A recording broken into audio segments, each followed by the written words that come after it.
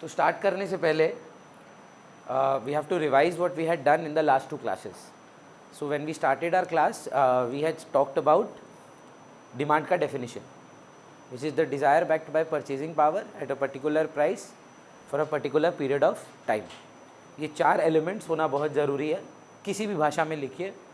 Book में desire को willingness बोला है, परचेजिंग पावर को कंज्यूमिंग कैपेसिटी बोल सकते हैं, price and time is the same. Then we did types of demand, individual for one economic unit, more than one economic unit market, सोचा हुआ ex ante, actual में खरीदा ex post, composite multiple wants को satisfy करता है जैसे electricity, steel, milk, complementary या joint demand when two goods are demanded together. When you are looking at the demand for all the binanis of Calcutta. Exam में तो define करने आता है या अपने को आइडेंटिफाई करने आता है कि वो इंडिविजुअल है कि मार्केट. एग्जाम्पल दे देगा, तुमको आइडेंटिफाई करना है. या अगर एग्जाम्पल लिखना ही है, the demand for A B and C individually is individual demand and the combined demand of A B and C is the market demand. ये आप लिख सकते हैं. दूसरा बात, उसके बाद वी डिड डिराइव डिमांड.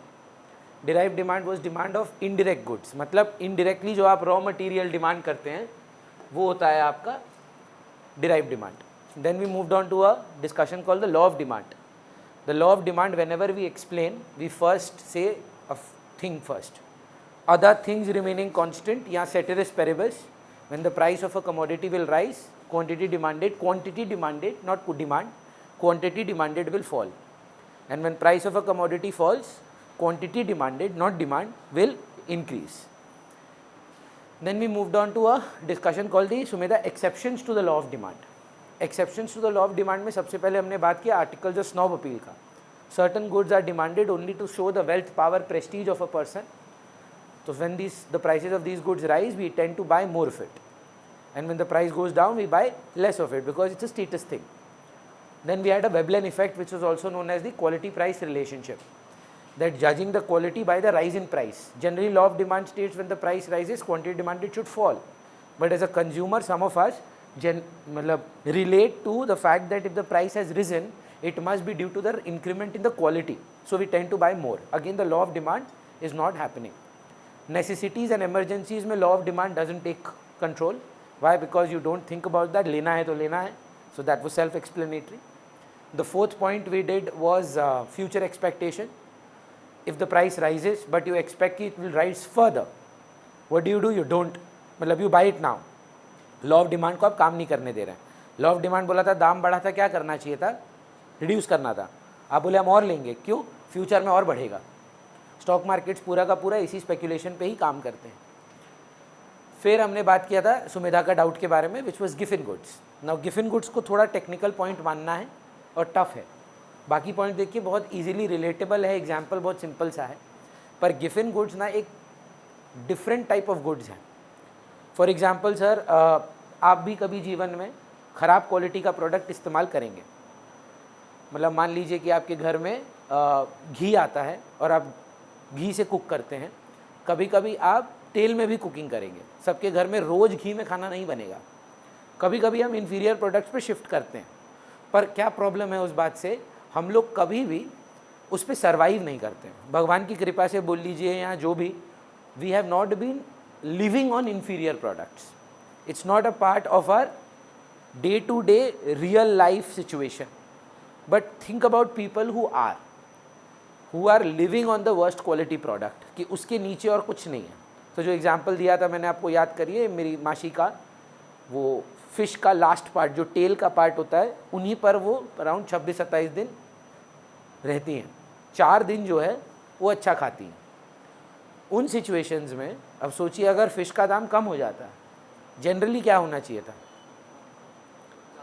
ज़्यादा खरीदना चाहिए था. Sumedha, you know what she does, she says that price कम हो गया है, 27 दिन का खाना का पैसा कम हो गया है, तो मेरे पास थोड़ा परचेजिंग पावर बच जाता है, तो एक काम करते हैं, जिससे जितना से वो पैसा बचा ना, वो छोड़ देते हैं गंदा वाला और अच्छा वाला पे शिफ्ट करते हैं.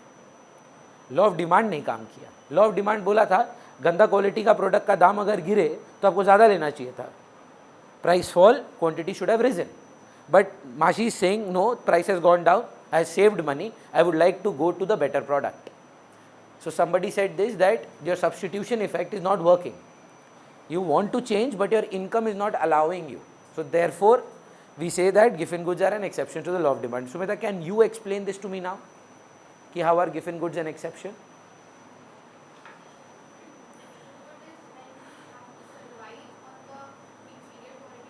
तो आप इसको लिखिएगा कैसे? सर्वाइव बोलेंगे ना, आपकी टीचर झाड़ देगी आपको. आप लिखेंगे कैसे? When a person spends maximum or majority portion of his income on a worst quality product, it is called a giffen good, right? Inferior हो ठीक है, गिफिन हो ज़रूरी नहीं है. अगर गिफिन है तो inferior तो पक्का है. All giffen goods are inferior goods, but all inferior goods may not be giffen goods. है ना? जो मैंने आपको एग्जाम्पल दिया था मेकअप का, कि मैंने अपनी वाइफ के लिए ना लैक में खरीदा, which was an inferior product, but see that's not a Giffen good.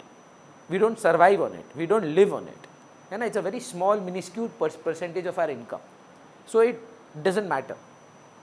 But a person who is surviving, so it mostly about food. So example अगर आप बुक से पढ़ेंगे, रीड करिएगा एक बार बुक में, उन्होंने बुक में एग्जाम्पल दिया है कोर्स ग्रेन का. एक तो देखिए होता है आपका हाई क्वालिटी ग्रेन, जिसपे आप रोटी चावल ये सब मतलब ग्रेन जो होता है, वीट मान लीजिए. और दूसरा, हम यहाँ पे शौक का बात नहीं कर रहे हैं, हेल्थ का बात नहीं कर रहे हैं, माना जाता है रागी जो होता है वो रिलेटिवली कोर्सर होता है, मतलब ख़राब होता है, मतलब क्वालिटी वाइज. दो अभी साइंटिफिकली प्रूव करके ये लोग बता रहे हैं कि रागी इज़ एक्चुअली हेल्दियर, बट अगर आप क्वालिटी के पर्सपेक्टिव से जाएंगे तो quality wise ragi is the inferior product. अब उसके बेनिफिट्स निकल रहे हैं, वो बात अलग है, उसका झमेला अलग है, that is we are not getting into that. But क्या करना, क्या पंखा बंद करना है. तो बुक में एग्जांपल कोर्स ग्रेन का दिया है. तो कोर्स ग्रेन का लोग जो खाते हैं, अगर दाम कम हो जाएगा, प्रंजल आपको नहीं लगता कि ये लोग कभी कभी अच्छा वाला ग्रेन खाना चाहेंगे? दाम कम होने पर कोर्स ग्रेन और नहीं खाना चाहेंगे, क्योंकि वो तो उस पर जीते हैं इतना घटिया खाना पे कि उनको बोलना मन करेगा कि वो दूसरे वाले पे शिफ्ट करें. That is giffen goods. Then we moved on to another discussion. If you remember, what are the factors influencing demand? That was our last class का discussion, जो आप मिस किए हैं अतुलित. Factors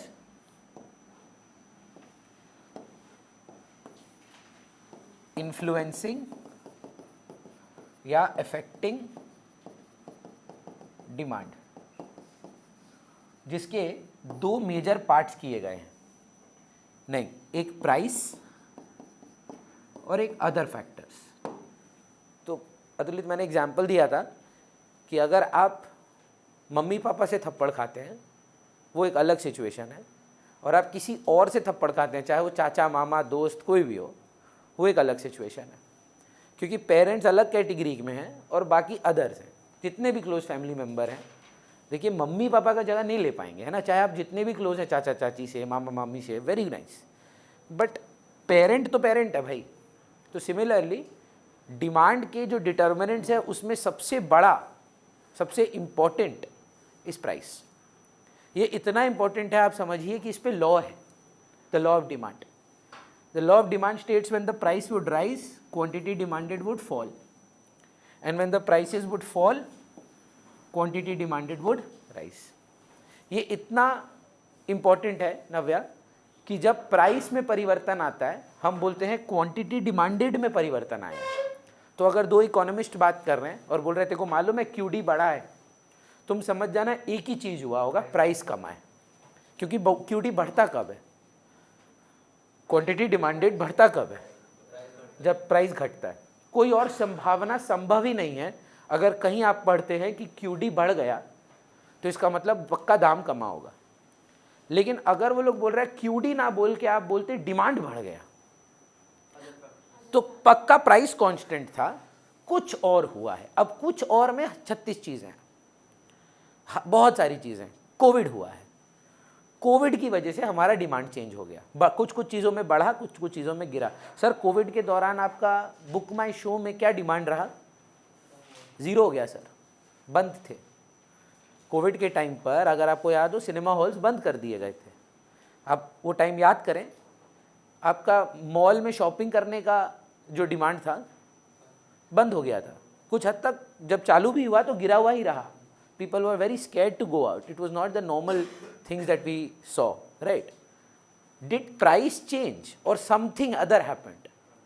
something other is known as other factors. That something other could be anything but for price. We are just talking about the common ones. अब लिखने जाओगे ना 1 लाख पे जा सकते हो, पर fundamentally we have about 4 of them which comes under the others category of factors affecting individual demand. मतलब पुलकित का डिमांड किस किस, पुलकित ने, सॉरी पुष्कर, पुष्कर का डिमांड किस किस चीज़ पर निर्भर है बढ़ना और गिरने पे, जब प्राइस कांस्टेंट है। तो पहला पॉइंट था, आप बताएंगे sir Ishaan, income of the consumer. Income of the consumer के अंदर 3 पार्ट्स थे अगर आपको याद हो, नॉर्मल गुड्स, इन्फीरियर गुड्स और इनएक्सपेंसिव नेसेसिटीज ऑफ लाइफ। इन नॉर्मल गुड्स को रिलेशनशिप वाइज अगर बताया जाए तो नॉर्मल गुड्स का रिलेशन कैसा होगा? Upward sloping curve. मतलब इनकम बढ़ने पर डिमांड बढ़ता है, इनकम गिरने पर डिमांड गिरता है। लेकिन अगर आप इन्फीरियर गुड्स के बारे में बात करें सर, गंदी क्वालिटी के गुड्स के बारे में, जब आप अमीर होते जाएंगे धीरे धीरे ख़राब क्वालिटी कपड़ा छोड़ते हुए जाएंगे। आप टॉमी हिलफिगर पे शिफ्ट करेंगे, है ना, और अमीर हो जाएंगे तो अरमानी पे शिफ्ट करेंगे। धीरे धीरे जो उसका लोअर ब्रांड है या जो उसका इन्फीरियर प्रोडक्ट है, अब धीरे धीरे छोड़ते जाएंगे, है ना। तो इन्फीरियर गुड्स के साथ इन्वर्स रिलेशनशिप है। पर डायग्रामेटिकली नोटिस करिएगा, पहले थोड़ा बढ़ता है, मतलब भव्य का जस्ट इनकम बढ़ने से वो जाके टॉमी हिलफिगर से जाके मान लो लुई विटॉन पे शिफ्ट नहीं करेगा। कुछ दिन तक वो टॉमी हिलफिगर ही यूज़ करेगा। एक लेवल ऑफ इनकम पे पहुंचने के बाद उसको ये रियलाइजेशन होगा कि अब हम महंगा अफोर्ड कर सकते हैं। तो इसलिए नोटिस करिए, पहले वो अपवर्ड स्लोपिंग है। अब बहुत बच्चा का डाउट है कि ये ऐसे क्यों नहीं होता, डाउनवर्ड होना चाहिए ना। वो क्या बोला ईशान? Inverse relation.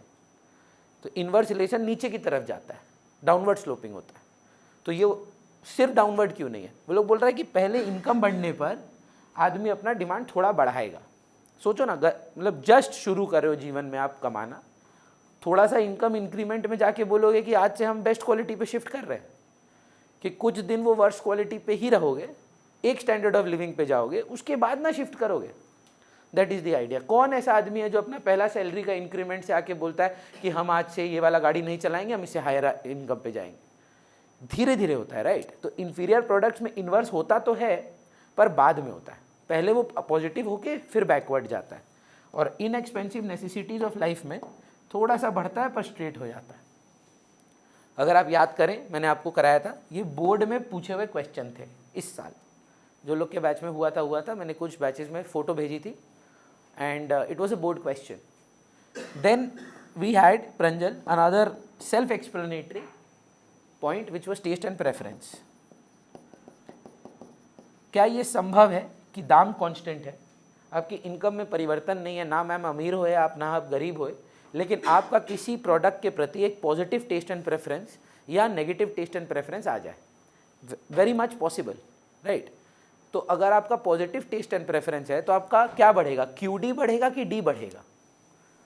जब आपका पॉजिटिव टेस्ट एंड प्रेफरेंस रहेगा तो आपका QD में चेंज आएगा कि D में चेंज आएगा?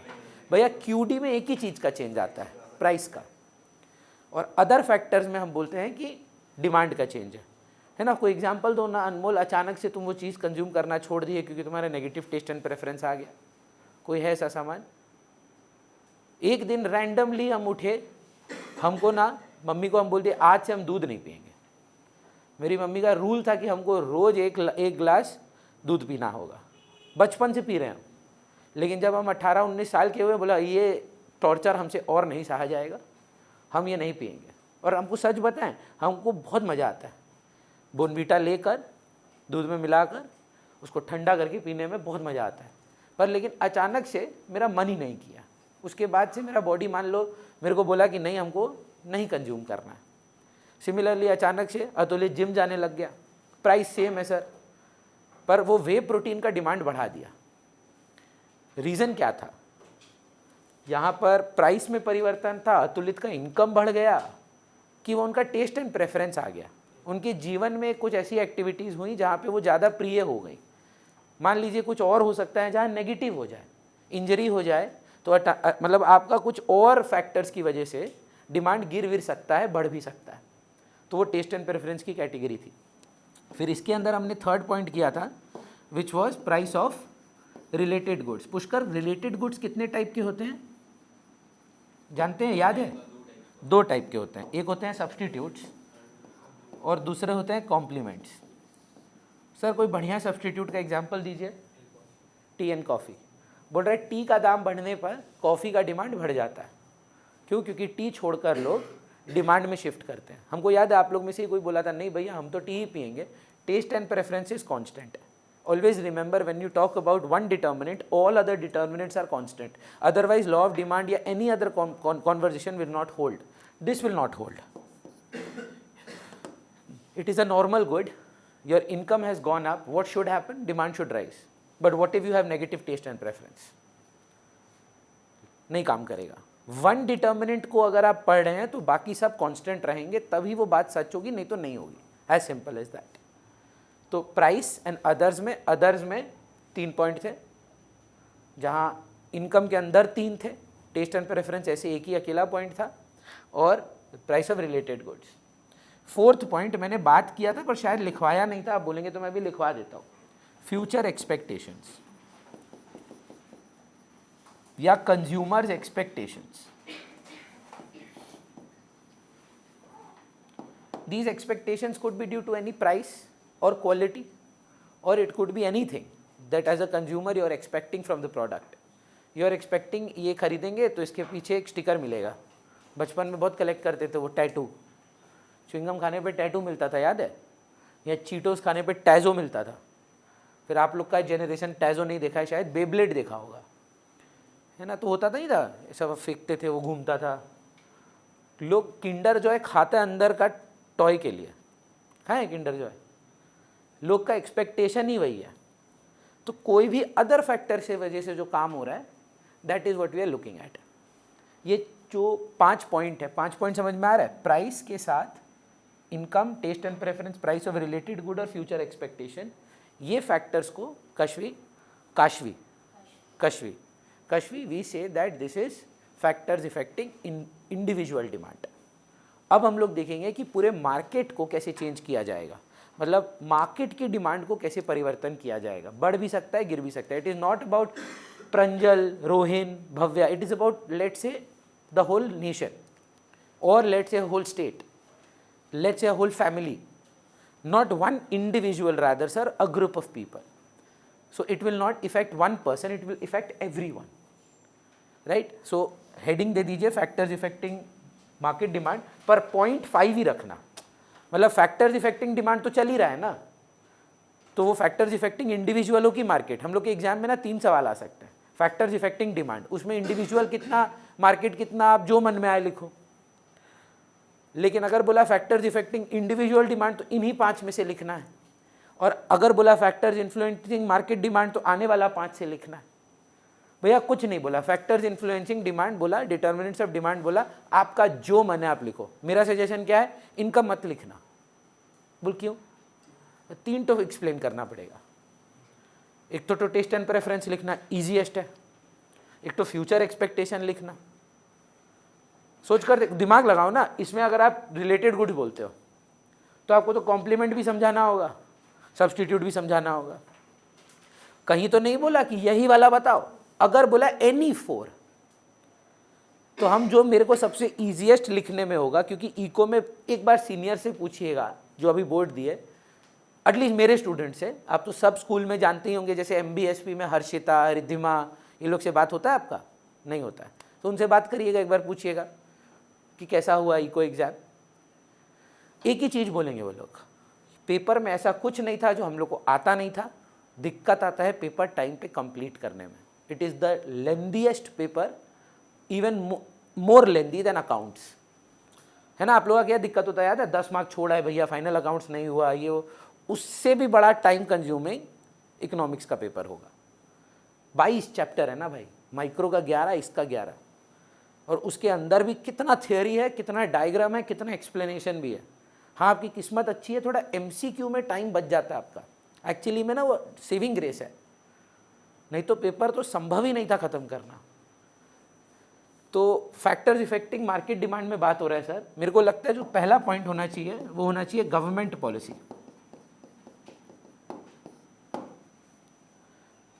गवर्नमेंट पॉलिसी के पॉइंट में हमको लगता है, आप अग्री करें या डिसअग्री करें अनमोल, अगर गवर्नमेंट किसी प्रोडक्ट के प्रो है, प्रो मतलब समझते हैं, चाहता है कि आप कंज्यूम करें, तो वो मार्केटिंग करता है, दो दुनिया को बताता है। जो मैंने लास्ट बैच में भी एग्जांपल दिया था कि आज हर मूवी में आप जाते हैं, सबसे पहले आपको बताता है कि देखिए सिगरेट मत पीजिए, लेकिन सैनिटरी नैपकिन्स का उपयोग ज़्यादा बढ़ाइए, है ना। So they are trying to spread awareness among the educated and uneducated that there is some health issues with this and we should be starting to consume more, है ना। सो गवर्नमेंट पॉलिसी किसी के against भी हो सकता है। जैसे आप जानते हैं महाराष्ट्र में सिंगल यूज़ प्लास्टिक ना बैन कर दिया, बैन कर दिया। वहाँ सोचिए कितना प्रोड्यूसर था, कितना लोग खरीदता था। Bihar was never a dry state, but I think 2019 और 18 में they made it a dry state.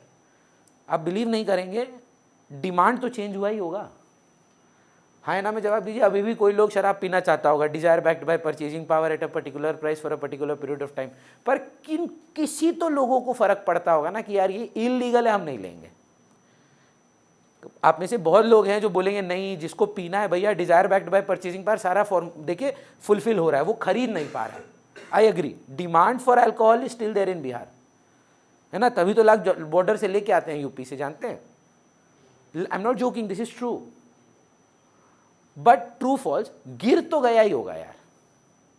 Unless you are like desperately addicted to it, you will not go to borders of UP and get liquor. You know what I'm saying? So government policy could be related to taxation. Government policy could be related to any promotion. Give me a recent example when Narendra Modi came and said, I will not allow you to use this good. TikTok, है ना, ban कर दिया। Chinese goods को ban कर दिया। दिवाली में बोला Chinese पटाखा अलाउ नहीं करेंगे। है ना में जवाब दीजिए, आपका डिमांड तो ड्रास्टिकली चेंज हो गया। तो गवर्नमेंट पॉलिसी सिर्फ टैक्स से नहीं, कोई प्रोडक्ट के बैनिंग प्रमोटिंग से हो सकता है। फेवरेबली हुआ तो राइटवर्ड शिफ्ट है, अनफेवरेबली हुआ तो लेफ्टवर्ड शिफ्ट है। वे एग्जाम में कैसे सवाल आते हैं, आपको सिचुएशन देता है कि ये गवर्नमेंट किया, ईवी व्हीकल्स को प्रमोट कर रहा है, बोल रहा है कि ईवी का व्हीकल लोगे तो लोन में अगर कार लोन का रेट 10% है तो ईवी व्हीकल में हम तुमको 8.5% पे लोन दिला देंगे। तो क्या करना चाह रहा है गवर्नमेंट? ईवी का दाम तो नहीं गिराया, प्राइस चेंज नहीं किया, तुम्हारा इनकम भी नहीं बढ़ा, तुम्हारा रिलेटेड गुड्स में भी चेंज नहीं है, पर वो क्या कर रहा है, गवर्नमेंट का पॉलिसी ये है कि ईवी प्रमोट करना है।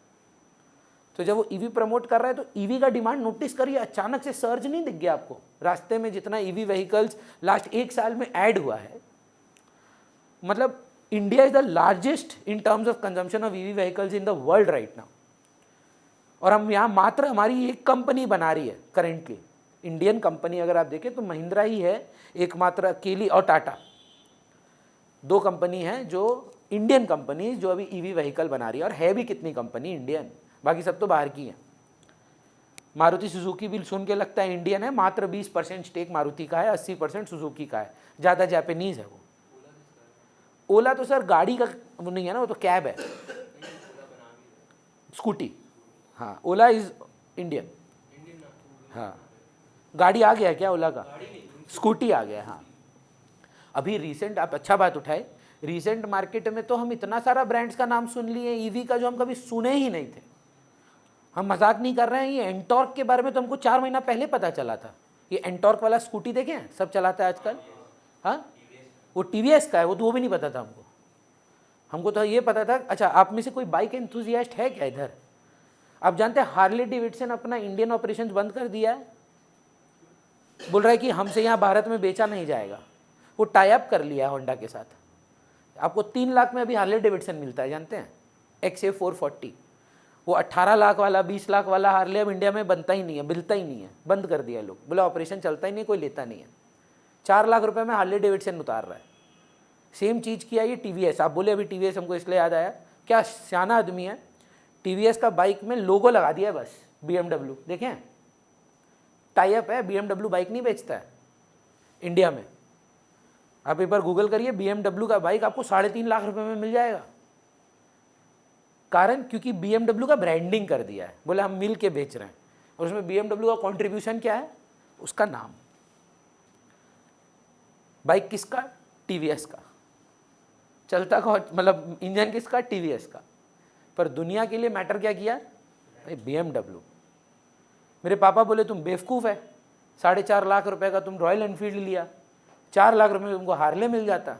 वो हार्ले है 400 सीसी, मेरा सुपर मीटियोर है 650 सीसी, अब डबल के आसपास है यार। तो फर्क नहीं है बाइक का पावर में, बाइक का नाम ही तो है हार्ले का, प्रोडक्शन का है हार्ले डेविडसन का।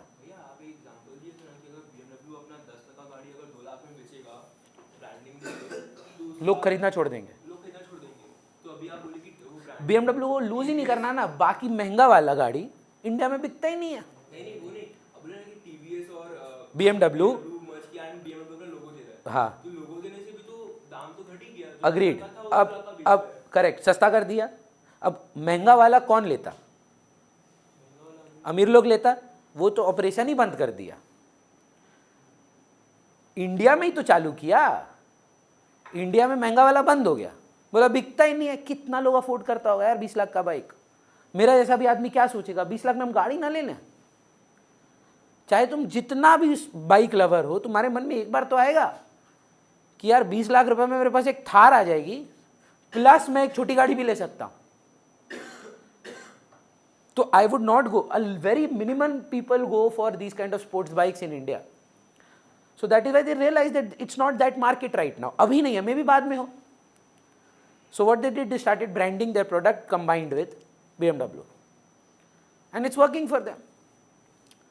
So government policy बहुत मैटर करेगा। चलेगा सर, कोई अच्छा बढ़िया एग्जाम्पल और बताइए गवर्नमेंट पॉलिसी का, क्योंकि ये केस स्टडी बेस्ड है यार। मैं चाहूँ तो अभी नेक्स्ट पे चले जाऊँ, पर I want you to think so that when in an exam it comes you're able to identify it. Government policy regarding demonetization, think about it. Did it or did it not change consumption drastically for the 30-40 days that people didn't have money? अभी वो दिन नहीं याद होंगे तुमको, बहुत छोटे थे तुम, लोगों के पास ना पैसे होकर भी पैसे नहीं थे। सब 1000 के नोट के लेके आदमी बैठा है, लाइनों में लग रहा है, पैसे नहीं मिल रहे हैं, क्योंकि विड्रॉवल लिमिट थी कि 15,000 पर वीक के ऊपर आप बैंक से पैसे नहीं निकाल सकते, क्योंकि नहीं तो बचेंगे नहीं ना किसी के लिए। क्या चेंज हुआ कि नहीं हुआ डिमांड? फर्क तो पड़ा, पॉजिटिव हुआ कुछ चीज़ों पे, नेगेटिव हुआ कुछ चीज़ों पे। लॉकडाउन नॉट कोविड वाज मतलब अ नेचुरल थिंग और made by the government. Lockdown change हुआ ना demand. I am not talking about Covid, Covid में गवर्नमेंट क्या कर सकता है, पर लॉकडाउन अनाउंस करना, कौन सी चीज़ खुलेगी कौन सी चीज़ बंद रहेगी, वो तो डिमांड इफेक्ट करेगा यार, वो तो गवर्नमेंट डिसाइड किया है। और क्वांटिटी की डिमांड। छठा पॉइंट आता है हमारा size and composition of population. Pushpneel आप हमको बताएं, आप थोड़े मतलब अवेयर लगते हैं हमको। वेटिकन सिटी का नाम सुने हैं सर? जानते हैं क्या है? Smallest country in the world. तो जानते नहीं है, जानते क्रिश्चियनिटी का हेड जो है वो वेटिकन सिटी में है। नाम सिटी है पर देश है, पता है इतना बड़ा देश है। यहाँ से राजारहाट, हाँ मतलब कोलकाता भी बड़ा है, यहाँ से राजारहाट, कोलकाता का तो राजारहाट के आगे भी बहुत कुछ है, वेस्ट में भी बहुत कुछ है। हम बोल रहे हैं यहाँ से कितना मतलब 100-150 किलोमीटर, 200 किलोमीटर मैक्सिमम, उससे बड़ा सिटी नहीं है। भैया पॉइंट क्या है वहाँ, है क्या वहाँ ना, पोप रिसाइड करता है। Pope is the Christianity head. उसका डिमांड, उस देश का डिमांड ज़्यादा होगा कि इंडिया का। उस देश का डिमांड ज़्यादा है कि भारत का 140 करोड़ का आबादी का डिमांड ज़्यादा है ना। आप में से कौन कौन जॉइंट फैमिली में है? कितना लोग रहता है सर? 10 का सर जॉइंट फैमिली, 30-40 तो हो, मज़ा है। 50 तो है, हाँ 50 से ज़्यादा है क्या? कोई सेना बना रहे हैं क्या? हाँ अरे ऐसा तो करनी सेना है और ये सब RSS VHP वैसा 50 तो लोग का खानदान लेके, तुमको तो कोई इवेंट में बुलाए नहीं आदमी, एक जन को बुलाओगे तो 50 जन आ जाएगा। पर why am I telling you this, Suhani के घर का डिमांड ज़्यादा होगा कि एक आदमी जो अकेले रहता है उसके घर का डिमांड ज़्यादा होगा? ऑब्वियसली भैया, size of the population will also determine the demand of the country. ये मैंने लास्ट बैच में बोला था कि नहीं पता नहीं, सेकेंड वर्ल्ड वॉर के बाद ना यूरोप का main related demand drastically change हो गया। जानते हैं क्यों? सबसे ज़्यादा डेथ किसका हुआ? Youth, young main. वॉर पे तो वो लोग ही जाते हैं। तो आप बिलीव नहीं करेंगे, there was a huge demographic shift, huge. Europe में मतलब इतना शॉर्टेज था यंग मेन का, मतलब कि आप बिलीव नहीं करेंगे, places like India, places like मतलब जो अभी कनाडा करता है ना कि आप आओ ना हमारे देश में रहो, हम फ्री में आपको रहलाएंगे, मतलब आएंगे, क्योंकि कनाडा में बहुत ठंड है। तो आप नोटिस करिएगा, कोई भी मतलब दूसरा में मत लीजिएगा, किसी का डिसरिस्पेक्ट नहीं कर रहा हूँ, कोई भी ऐरा गहरा कनाडा चला जाता है, कोई भी जा सकता है। आपको जाना है मैं अब भी भेज देता हूँ, बस आपको लाख रुपये लगेगा, उसके बाद वहाँ पे जॉब भी आपको मिल जाएगा और अच्छा पैसा मिलेगा। पर वहाँ का लाइफ बहुत हार्श होगा आपके लिए। मतलब आप घर से निकलेंगे और आप देखेंगे कि यहाँ तक स्नो है जब ठंड का टाइम रहता है, तो मतलब बहुत डिफिकल्ट लाइफ है। तो वहाँ जाके कोई रहना नहीं चाहता है। तो उन कोल्ड प्लेसेस का डिमांड और एक मान लीजिए गोवा जैसी जगह का डिमांड जहाँ गर्मी है, सेम थोड़ी ना होगा यार। वहाँ का पॉपुलेशन अलग है, वहाँ का कॉम्पोजिशन अलग है ना। एक भूल हुआ हमको लगता है हरियाणा के लोगों से, लास्ट 20-30 साल से ये लोग फीमेल इन्फेंटिसाइड करता गया, गर्ल चाइल्ड मारता गया। अभी आप जानते हैं हरियाणा में क्राइसिस है। हरियाणा में अपना बच्चा का शादी देने के लिए लड़की नहीं बचा है।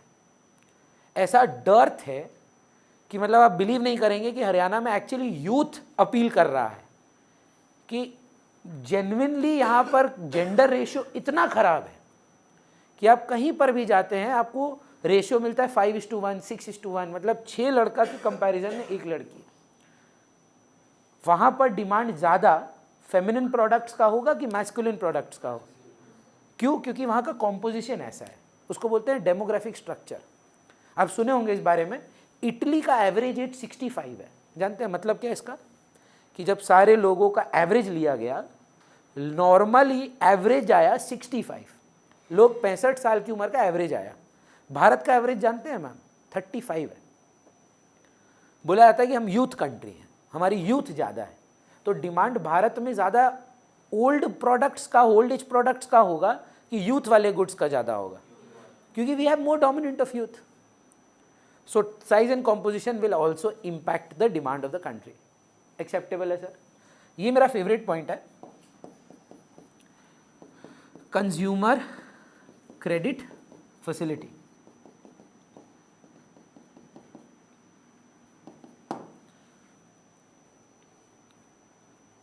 हिंदी भाषा में EMI अवेलेबल है कि नहीं? अगर तो आप दुकान जाते हैं, क्रेडिट कार्ड का ऑप्शन है, EMI का ऑप्शन है, ऑटोमेटिकली बहुत लोग का डिज़ायर डिमांड में कन्वर्ट हो जाता है। अगर आप आते हैं मेरी दुकान में फ़ोन खरीदने और हम बोलते हैं भाई हम नगद ही लेता है भाई, no credit card, no nothing nonsense, ये सब कुछ नहीं, उतना बिकेगा एज कम्पेयर टू अगर मैं अपनी दुकान में कभी गए हो खोसला, रायपुर, ये सब जगह पे, क्या स्मार्ट आदमी लोग हैं, बजाज फाइनेंस के एक तो डेस्क लगवा दिया। कभी नोटिस करना, बजाज फाइनेंस, फिर क्या दूसरा नाम है, अरे पागल करके रखा है, लोन लो लोन लो लोन लो, RBL बैंक, ये लोग का एग्जीक्यूटिव्स को वहाँ रख दिया। बोले आप 1 लाख रुपए का सामान ले रहे हैं, आप शायद 1 लाख रुपए एक बार में ना दे पाएँ। एक AC तो आजकल 40,000 रुपये का हो गया। देखिए कभी दाम AC का, देखिए ना, 1.5 टन का AC चालू हो रहा है 50,000 रुपये से।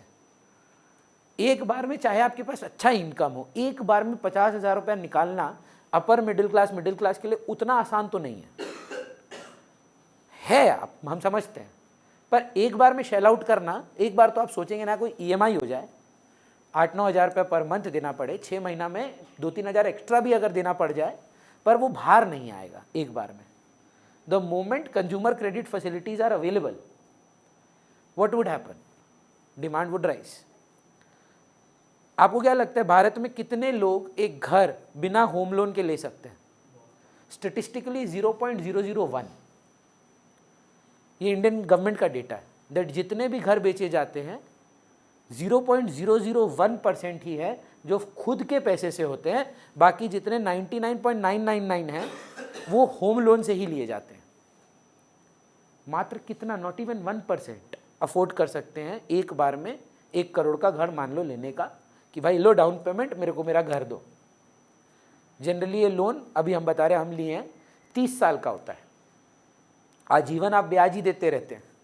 हम अभी 34 के हैं, 64 साल का उम्र तक मेरा लोन चलेगा। समझ रहे हम क्या बोल रहे हैं? पर हम थैंकफुल हैं इस बात के लिए, क्योंकि अभी हम घर ले ही नहीं पाते, अदरवाइज कहाँ से लाते पैसा? मेरा तो परचेजिंग पावर ही नहीं है, तो मेरा डिजायर ही बन के रह जाता।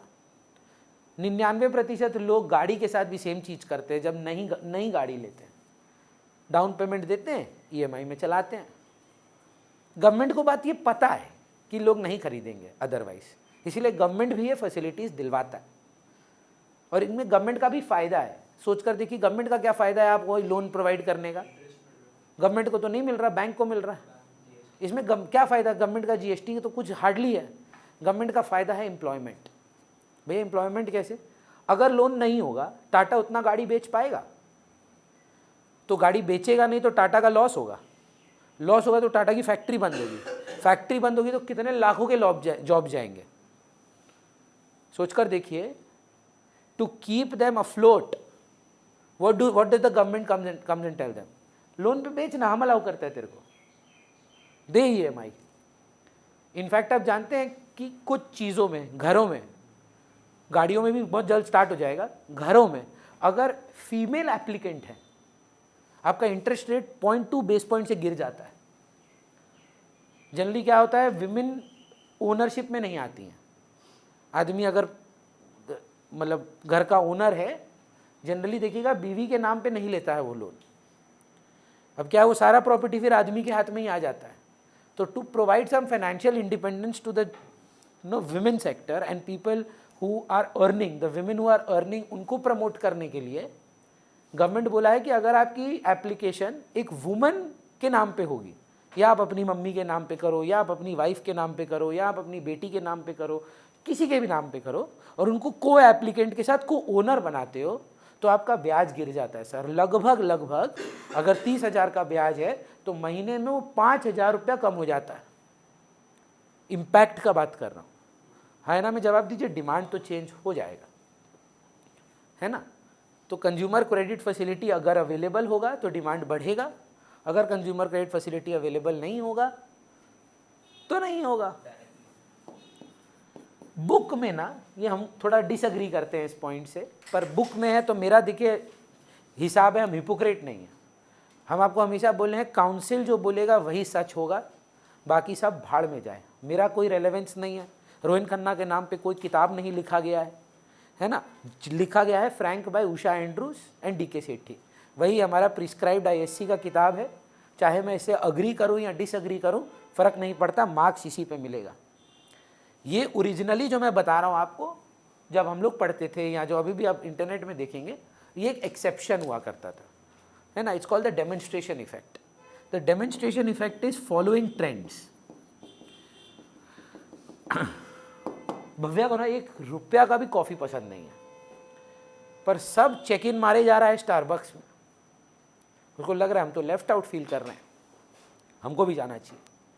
ही is only and only consuming just to follow a trend.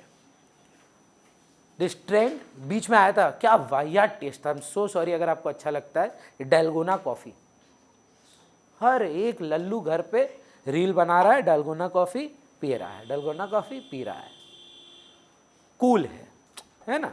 सबको करना है। तो वाहियात सा ट्रेंड आया फिजिट स्पिनर का, है ना? हम तो हमेशा बोलते हैं ये बेस्ट फिजिट स्पिनर है दुनिया का। देखो एक बार पंखा चला दो, सेम मूवमेंट है, लेकिन तो भी हम तो देखे मेरा भतीजा को क्या जिद करता था, बाप रे बाप, फिजिट स्पिनर चाहिए। करेगा क्या? 2 मिनट घुमाएगा फिर फेंक देगा। पर certain times we have only bought things just to stay with the trend, है ना? Agreed. 9th point, income distribution. एक करेक्ट सर। बुक में I think change in fashion के नाम से है ना? हाँ चेंजिंग फैशन है हाँ। नहीं है एक्सपेक्टेशन हम आप एक्सेप्शन पढ़ रहे हैं ना, हाँ वो अलग वर्ड हो गया, ये अलग वर्ड हो एक word गया, अलग- दोनों सेम है लगभग, हाँ लगभग सेम है, चलेगा। पर डेमोन्स्ट्रेशन को आप एक्सेप्शन में लिख मत आइएगा, आपको चेंज इन फैशन ही लिखना पड़ेगा। Sumedha, let me give you the statistics of India. Around 88% of our income, national income, is earned by 12% of the population. मतलब एक बार इमेजिन करो, 88%, 88% कमाई कौन करके दे रहा है इस देश में? मात्र 12% लोग। समझ में आ रहा है? 12% ऑफ इनकम पता है कौन कमा रहा है? 88% ऑफ द लोग। मेरा भैया पॉइंट क्या है आपका? अमीर 12% है और उनका वेल्थ 88% है, गरीब 88% हैं, उनका वेल्थ मात्र 12% है। ये मेरा डेटा नहीं है, ये इंडियन गवर्नमेंट डेटा है। इनइक्वालिटी ऑफ 26% तो बिलो पॉवर्टी लाइन है। बिलो पॉवर्टी लाइन मतलब समझते, पढ़े आप लोग, 2400 कैलोरी अर्बन एरिया में, 2100 कैलोरी रूरल एरिया में, अफोर्ड नहीं कर सकते हैं। ये तो मतलब बेसिक स्टैंडर्ड ऑफ मतलब सर्वाइवल नहीं है इनके पास। 26%, 140 करोड़ का 25% ही कर लो, 26 मत करो। 1/4 of 140 would be how much? Divide by 4 करना, 140 कितना हो गया? 35 करोड़ लोग के पास खाना नहीं है। तो आप इमेजिन करिए जो इनइक्वालिटी ऑफ इनकम है वो इक्वल है कि ह्यूजली डिसप्रपोर्शनेट है। तो यहां ऐसे हमारे देश में मैक्सिमम डिमांड फिर किसके पास है? परचेजिंग पावर किसके पास है? रिच के पास कि पुअर के पास? तो मैक्सिमम डिमांड फुलफिल किसका होगा? पुअर का तो डिजायर ही रह जाएगा, वो सिर्फ नेसेसिटीज ही डिमांड कर पाएगा, वो तो लग्जरी सोच ही नहीं सकता क्योंकि उसके पास परचेजिंग पावर ही नहीं आएगा। तो बोल रहा है जब देश में इनकम डिस्ट्रीब्यूशन बहुत अनइक्वल होता है तो देखा गया है कि उसमें पुअर के पास डिमांड होता ही नहीं है या बस नेसेसिटीज़ का होता है, और मेजर जो कंज्यूमर हैं वो फिर रिच पीपल ही रहते हैं। Is that clear? Let's go through from the book, see if we missed out any point. एक एक करके मेरे को बताइए अनमोल, बुक में बिगिनिंग से फैक्टर्स इफेक्टिंग डिमांड में क्या क्या पॉइंट्स हैं? सबसे पहले प्राइस ऑफ द कमोडिटी। पढ़ना नहीं होगा, सिर्फ हेडिंग्स बताते जाइए। प्राइस ऑफ द कमोडिटी हम लोग बात किए थे, लॉ ऑफ डिमांड। फिर इनकम ऑफ द कंज्यूमर, उसमें 3 होंगे, normal goods, inferior goods, inexpensive necessities of life. Pushpneel और अतुलित, मेरा रिक्वेस्ट है सर, रिकॉर्डिंग मैंने ग्रुप में डाल दी है, पूरा नहीं देखना होगा, 1.5x पे फॉरवर्ड कर करके थोड़ा सा देखा ना, क्योंकि हमको लगता है आप समझ तो गए होंगे कि क्या बात हुआ था, पर एक बार देख लेना, थोड़ी टेक्निकल टर्म्स यूज़ करते हैं हम लोग। फिर consumers taste and preferences, taste and preference हो गया, price of the related goods, हो गया, इसमें दो थे, उसमें 2 था, हाँ करेक्ट, कंज्यूमर्स एक्सपेक्टेशंस, हो गया। कंज्यूमर्स क्रेडिट फैसिलिटीज, ये मार्केट डिमांड शुरू है, credit facility, demonstration effect, market demand, following the trend, हाँ, size and composition of population, size and composition of population, distribution of income. Distribution of income. ये point नहीं है क्या?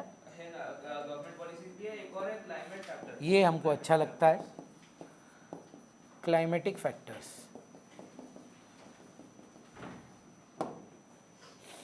What is your demand for a very heavy woolen garment and you're living in Calcutta?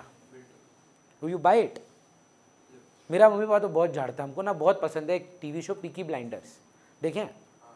उसमें एक character है Thomas Shelby, और वो ना बहुत अच्छा ड्रेस करता है, टोपी पहनता है, लॉन्ग जैकेट्स पहनता है, पूरा सूट 3 पीस पहन के आता है, चेन ऑन लगाता है। हमको बहुत मन करता है हम ऐसे क्लास लें, ठीक है, कि हम जाएं क्लास में और ऐसे थॉमस शेल्बी की तरह खड़े होकर क्लास लें, बहुत मन करता है। पर मेरे मम्मी पापा बीवी ने मेरे को बोला कि ले नहीं पाओगे, वो जो कपड़ा पहना जाता है वो यूरोपियन कंट्रीज़ में पहना जाता है क्योंकि वहाँ ठंड होती है।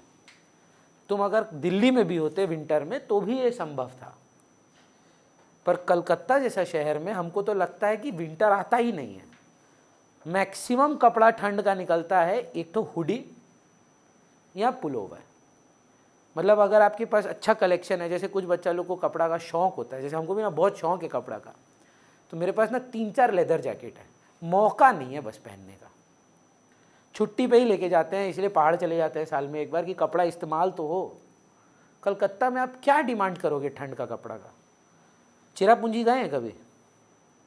वहाँ पे it is the highest rainfall area, वहाँ पे छाता का डिमांड कैसा होगा, है ना? पर राजस्थान में रेगिस्तान है ना, नहीं तो बारिश पड़ता है, ऐसा नहीं पड़ता है, कुछ पार्ट्स में ऑब्वियसली बारिश पड़ता है, नहीं तो उग कैसे रहा है? पूरा राजस्थान थोड़ी ना सूखा पड़ा है। पर हाँ, रिलेटिवली सोच कर देखिए, उतना तो नहीं मिलेगा ना, सोच, है ना? You understanding? Climatically your demand would be like that. I don't know how many of you have ever noticed, even the food, if you ever noticed of the different states, represents their climatic nature. अगर आप जम्मू कश्मीर जाएंगे, वहाँ पे देखिएगा wazwan, non veg dominate करेगा। अच्छा, even मतलब आप बोलते हैं ना कि मुस्लिम, हिंदू लोग भी ज़्यादा नॉन वेज खाएंगे, क्योंकि वहाँ का नीड भी वही है, इतना ठंड में बॉडी गर्म रखने के लिए। और दूसरा, उगता नहीं है पहाड़ में, ग्रीनरी तो उतना नहीं रहेगा, तो उगेगा क्या? तो आदमी किसको रिजॉर्ट करेगा खाने के लिए? वही उसका डाइट बनेगा। क्लाइमेटिकली स्पीकिंग, स्विट्जरलैंड का तो पक्का नाम सुने हैं, लैंडलॉक कंट्री है, बर्फ में अराउंड 60% कवर्ड है। क्या लगता है पुष्कर, कैसा डिमांड होता होगा वहाँ पे? रोज गोभी मिलता होगा, प्राइमरली मीट एंड पोटैटोस। अगर आपको शौक है ना ये सब चीज़ का, तो एक ट्रैवल डॉक्यूमेंट्री है नेटफ्लिक्स में, ये एकदम रिमोट लोकेशंस में जाके लोग बोलता है कि ये लोग का खाने का नेचुरल इंस्टिंक्ट्स क्या है। Rice, have you ever notice, और मतलब आप लोग वेल रेड हैं तो जानते ही होंगे, एशिया में ही बिग डील है। Mostly rice consume in the world कहाँ होता है जानते हैं? एशिया में। यूरोप में नहीं होता है, राइस का कॉन्सेप्ट ही नहीं है वो लोग का। वो लोग मीट के साथ ब्रेड यूज करते हैं, रोटी नहीं, ब्रेड, और वो भी बहुत रेयर। इंडियन डाइट को अगर आप नोटिस करेंगे, हाई कार्ब्स डाइट है, और कोई भी आप यूरोपियन डाइट को देखेंगे वो हाई प्रोटीन डाइट है। रीजन बहुत सिंपल सा है, हम लोग हार्ड वर्किंग फिजिकल लेबर वाले लोग हैं।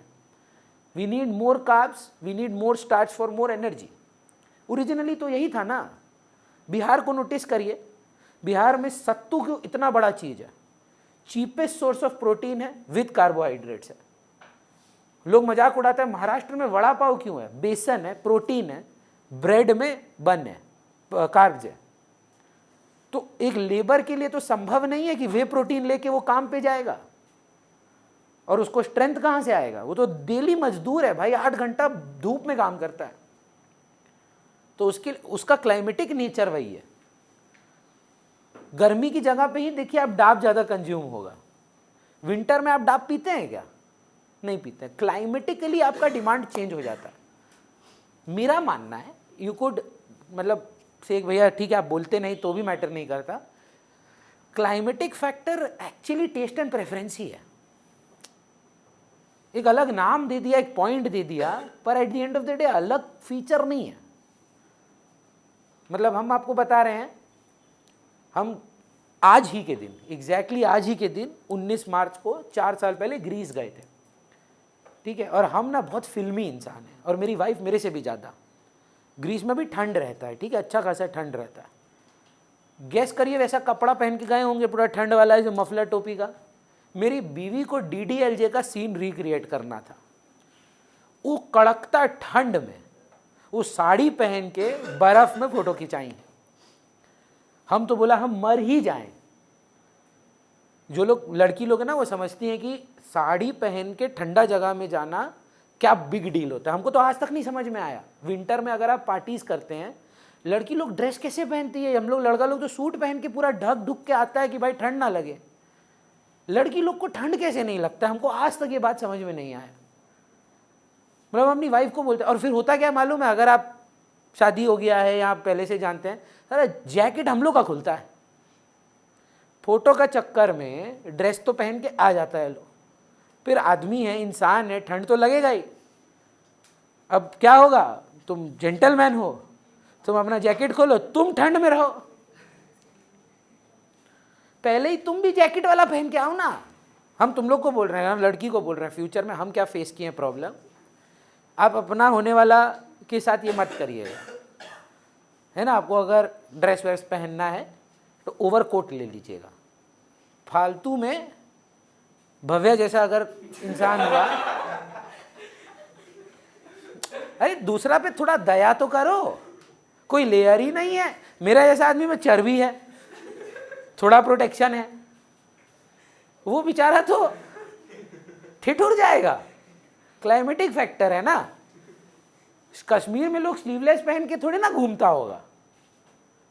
सो वहां का क्लाइमेटिक डिमांड अलग है, वहां का नेचर अलग है। क्लियर है?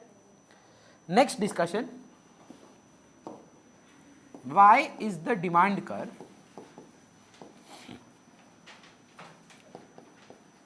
Downward sloping?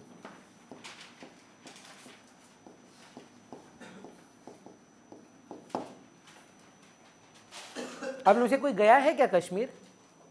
सर जानते कश्मीर में चाय भी नमकीन होती है। क्लाइमेटिक है ना, वहाँ का नेचर वैसा है कि you need that in the morning. So वहाँ का चाय भी नमकीन होता है। हाँ, बटर में बनता है, बटर में बनता है। चाय में मक्खन डाला जाता है और मक्खन में नमक होता है। उनका taste and preference, they need that fat in the morning to get the metabolism started.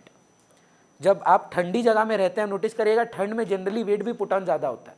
आपका विंटर और समर का देखिएगा, जो लोग जिम जाते हैं, Tulit, Pushpneel, the bulking is generally in winters and cutting is generally in summers, because what happens in winters you eat more but in cold the metabolism literally slows down a little. But जब आपको पसीना आता है, जब आप भाग दौड़ करते हैं, समर्स में आपको ज़्यादा एक्सर्शन होता है। Why? Because your metabolism is faster. Now think about people living in cold areas.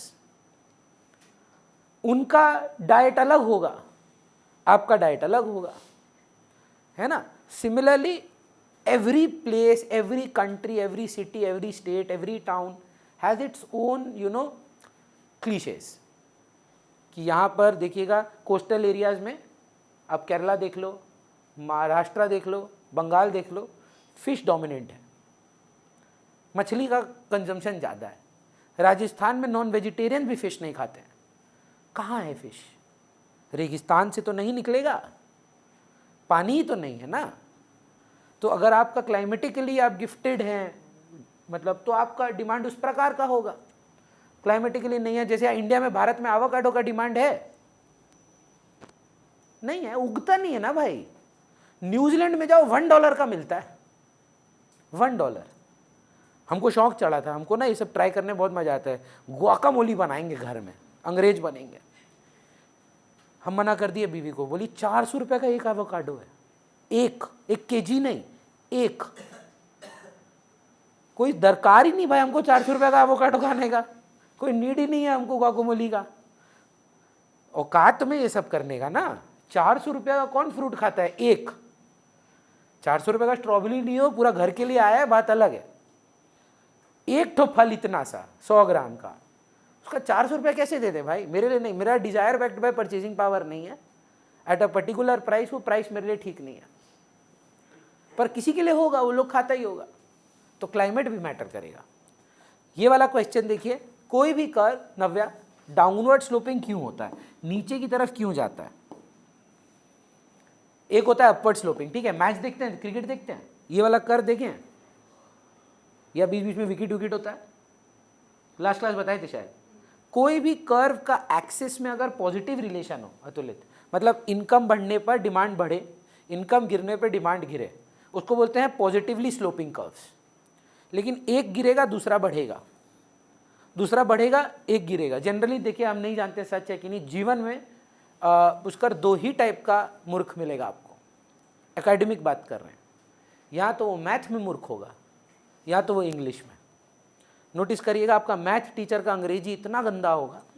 Imagine करिए जो भी आपको मैथ पढ़ाते हैं, है ना, यूनिवर्सल है ये। स्कूल में मैथ टीचर का इंग्लिश इमेजिन करो एक बार, हाँ ठीक है। और इंग्लिश टीचर का मैथ इमेजिन करो। वो इंग्लिश टीचर बेचारी हमेशा कोई कैलकुलेशन एरर करती है टोटल करते समय। इंग्लिश वाला लोग का मैथ हमेशा खराब होता है, और मैथ में अच्छा एक तीसरा कैटेगरी भी है, दोनों में ही नील बटा सन्नाटा है, ना अंग्रेजी आता है और ना मैथ आता है। नहीं, ये बेचारे वो तीसरे अनफॉर्चुनेट कैटेगरी हैं जो दोनों ही नहीं आता है। पर नोटिस करिएगा, मैथ में अगर आप स्ट्रांग है, आपका वोकेबुलरी, आपका ग्रिप ओवर इंग्लिश नहीं होगा। लेकिन अगर आपका इंग्लिश बढ़िया है, नोटिस करिएगा, आपका मैथ, मेरा हालत देखो ना, हम नहीं बोल रहे हैं हम कोई शेक्सपियर हैं, पर हमको लगता है हम ठीक से कन्वर्स कर पाते हैं। मेरा वोकेबुलरी वगैरह ठीक ही है, मतलब ये नहीं कि हम बहुत अच्छा इंग्लिश बोलते हैं, पर हाँ respectively I can have a good conversation in English, but I am pathetic in maths. हम लोग के स्कूल में थे सर, यम यन यक्स क्या बोलते थे, आधा क्लास तो हम सोचते थे ये शायद बोल रहे हैं, वो बोलते कुछ और थे। हम तो मार भी खाया उनसे, हम तो भयंकर मार खाया। वो आके पढ़ा रहे, तुम बताओ क्या बोल रहे हैं, ठीक है, एंगल ये वो बी, दिस इज द एंगल ये वो बी। हम बोले क्या है ये पति पत्नी और वो, ये वो भी, बोला ए बोल दो भाई, ओ बोल दो, बी बोल दो, हमको कैसे समझ में आएगा आप क्या बोल रहे हैं। तो ये मेरा मतलब, और दूसरे एकदम अपोजिट थे, ये तो साउथ से थे, अब जो सेकंड वाले थे वो बिहार से थे। अब जब वो बिहारी में पढ़ाते थे ना, मतलब मजाक नहीं कर रहे हैं, हमको तो 3 क्लास बाद समझ में आया, कॉज नहीं होता है कॉस होता है, cos theta cos theta cos theta, हमको तो पता ही नहीं था कॉज नहीं कॉस होता है। हम तो घर में भी मम्मी पापा को बोल रहे हैं, आपको मालूम है कॉज थीटा का वैल्यू क्या है, मम्मी बोल रही है ये कौन सा सब्जेक्ट है, मतलब मैथ ट्रिग्नोमेट्री, क्या आप नहीं पढ़े हैं। बोले हमारे टाइम पे तो कोई कॉज नहीं था, कॉस होता है, बट ठीक है, jokes apart. Why would any curve be downward sloping, तो इनवर्स रिलेशन, राइट। सो एक बहुत क्यूट आंसर आता है, because price rises quantity falls, the law of demand works, that is why the demand curve downward sloping. ये answer नहीं है, समझ रहे हैं। We are not just proving the direction of the curve, the question is a little more in depth. सवाल ये है, दाम कमने पे आप ज्यादा लेते क्यों, why do you buy more when the prices fall. ये नहीं है कि प्राइस फॉल होता है तो क्वांटिटी बढ़ेगा, बात नहीं करिए श्रेया, फोकस करिए। प्राइस राइज पर क्वांटिटी फॉल होगा, प्राइस फॉल पर क्वांटिटी राइज होगा, क्यों, दैट इज द क्वेश्चन। बोलिए भव्य, आपको क्या लगता है sir, why do people tend to buy more when the prices drop and why do people buy less when the prices rise? That first point that you are talking about, everybody should, उनके मन में ये आएगा, दाम कम गया पैसा बच गया, ज़्यादा लेंगे। अब वो जो एग्जांपल का 10 कपड़ा लेने गया, प्राइस का मैं 15 कपड़ा ले लिया, वही बोला है ना। इस पॉइंट का नाम है द इनकम इफेक्ट। अभी मत लिखिएगा, मैं डिक्टेट करूंगा आपको, हाँ इसको समझिए, थोड़ा टेक्निकल एस्पेक्ट है, ये उतना ईजी नहीं है। सो द इनकम इफेक्ट, अच्छा पहले क्लियर कर लो ना, मगर प्रूफ क्या करना है, दाम कमने पे ज़्यादा लेंगे, हर बार हमको यही प्रूफ करना है। मैं आपको बुक से भी पढ़ाऊंगा, ये वाला पार्ट हम लोग रीड भी करेंगे text. So Ishaan, let us imagine a situation where you are bargaining with, ठीक है। So you come with 100 rupees in your pocket and you buy 5 apples every day. You come to walk and वहाँ पे आप सब्जी वाला को देखते हैं, 100 रुपये लेके आप रोज़ निकलते हो, और आप बोले थे 100 रुपये का ही आप फल खरीदोगे। एक एप्पल 20 रुपये का है, पहला दिन में आपका क्वांटिटी डिमांडेड कितना हुआ, 5। एप्पल का दाम 10 हो जाता है, प्राइस फॉल, आप घर से लेके कितना निकले हो, 100। पर अगर आप लास्ट क्वांटिटी लो जितना आप लिए थे उसी दाम पे, नए दाम पर, तो आप कितना रुपये स्पेंड करते हो, 50 रुपये बच जाता है। ट्रू फॉल्स, 50 रुपया इनकम बढ़ गया कि 50 रुपया मेरा सेविंग बढ़ गया, इनकम चेंज नहीं हुआ।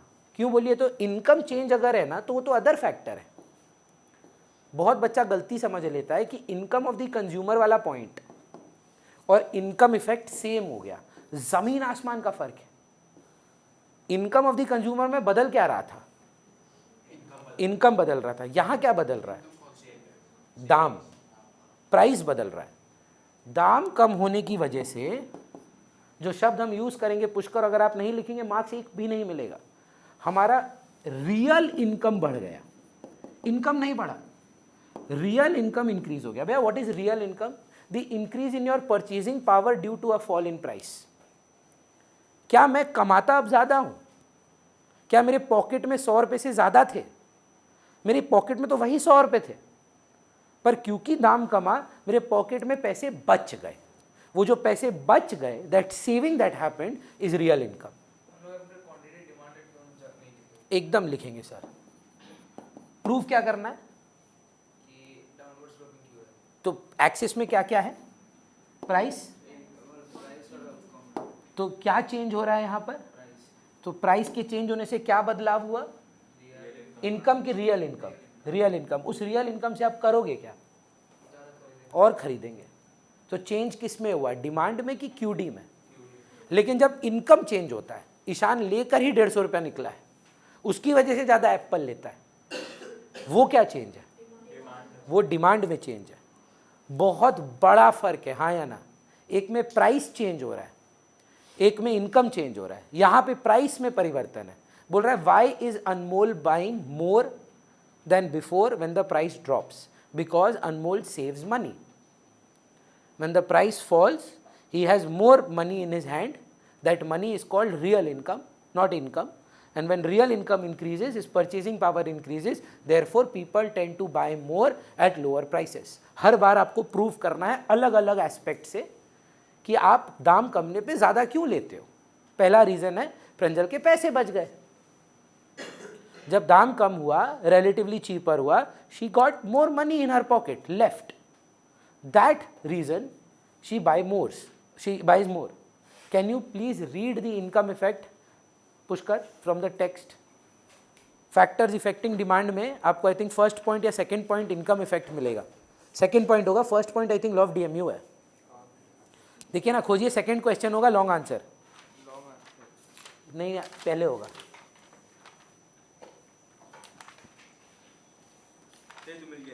Reasons for the downward sloping demand curve.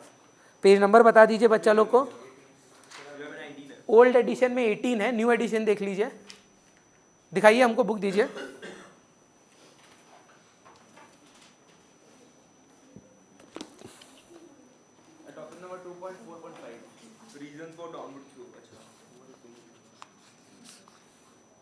Ma'am ये रहा 16 नंबर पे सेकंड पॉइंट।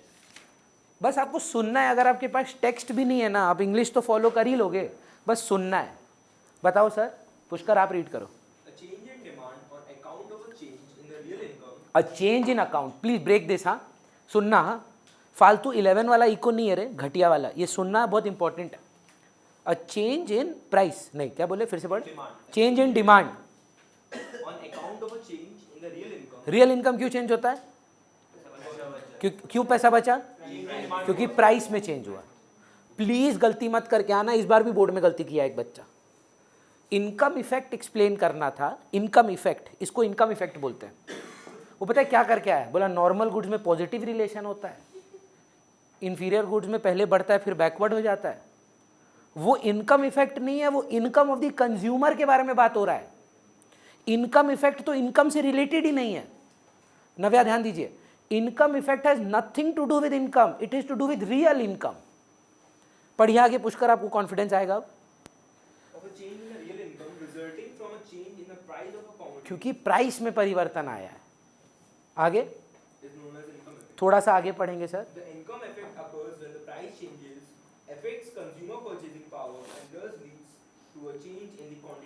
तो हाय ना में जवाब दीजिए अतुलित। एक मोटिवेटिंग फैक्टर ये हो सकता है कि भैया मेरे पास पैसे बच गए तो मैं ज़्यादा खरीदूंगा, पर ज़रूरी नहीं कि इसी वजह से आप ज़्यादा खरीदते हैं।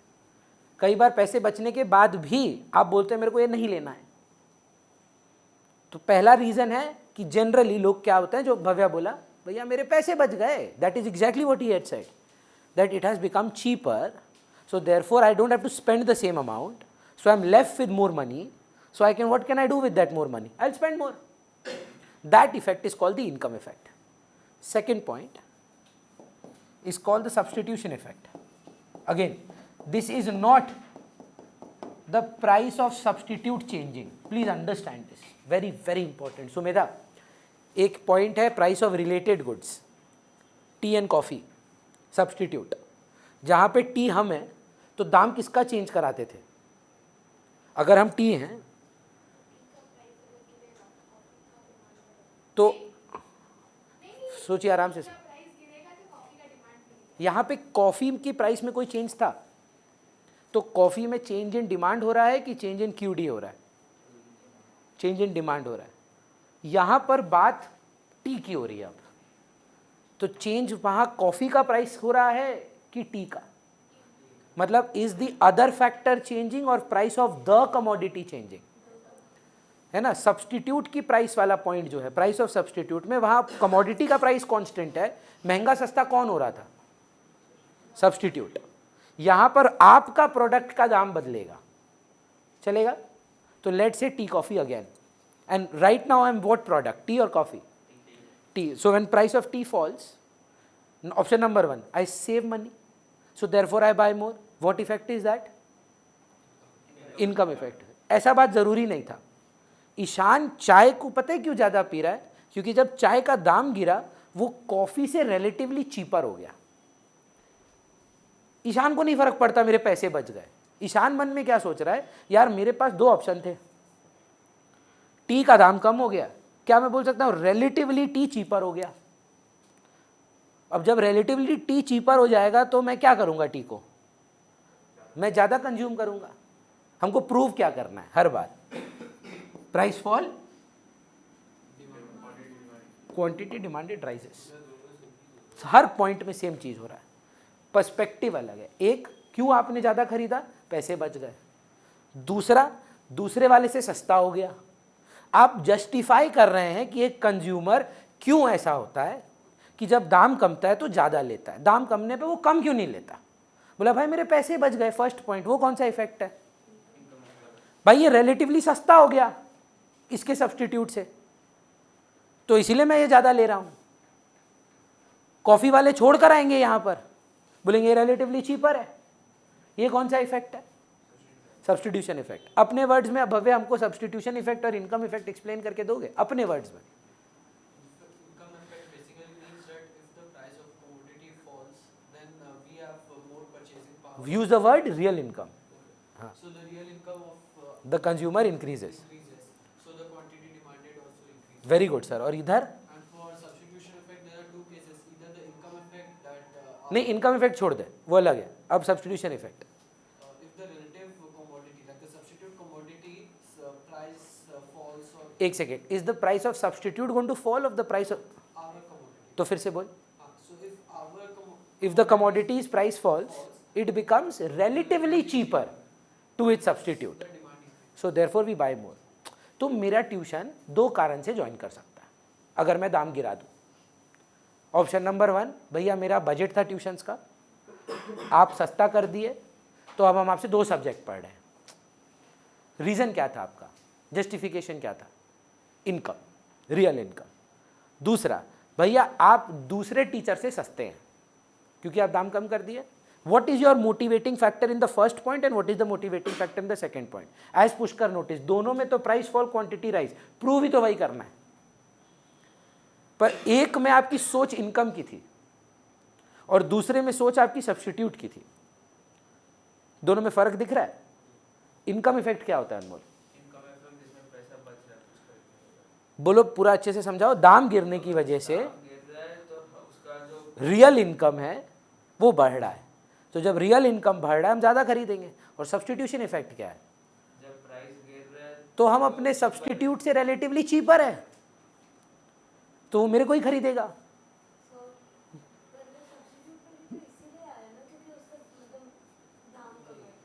अब अगर मेरा दाम कम हो जाता है, रिलेटिवली तो दाम कमा, मे बी मैं अभी भी वो महंगा है, पर रिलेटिवली पहले से तो सस्ता हुआ। पहले से अगर सस्ता हुआ तो कहीं ना कहीं आप सोचेंगे ना कि क्योंकि दाम ये रिलेटिवली सस्ता हो गया मैं ज़्यादा खरीदूंगा। हो सकता है आप नहीं खरीदे, हो सकता है आप इनकम इफेक्ट काम करे आपके लिए, हो सकता है आपके लिए सब्स्टिट्यूशन, आपके पास कोई सब्स्टिट्यूट ही नहीं था। ये कोई एग्जॉस्टिव लिस्ट नहीं है कि ये होना ही होगा।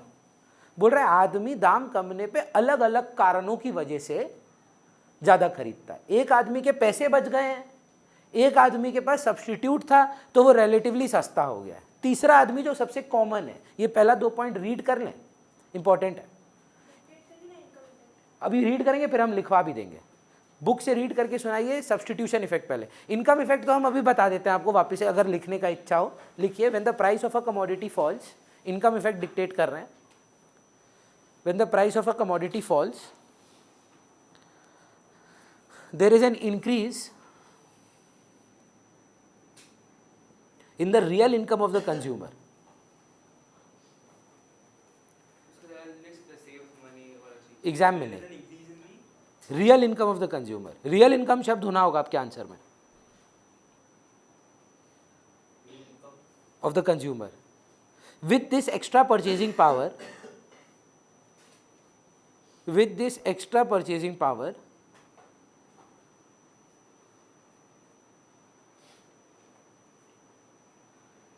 he tends to buy more.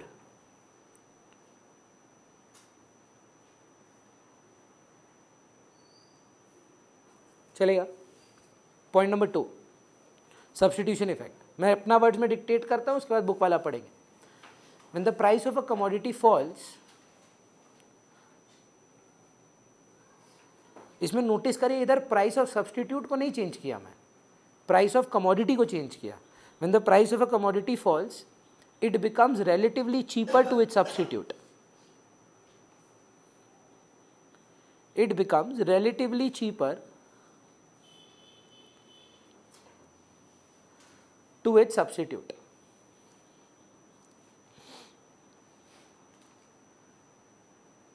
Therefore, we end up buying more of it.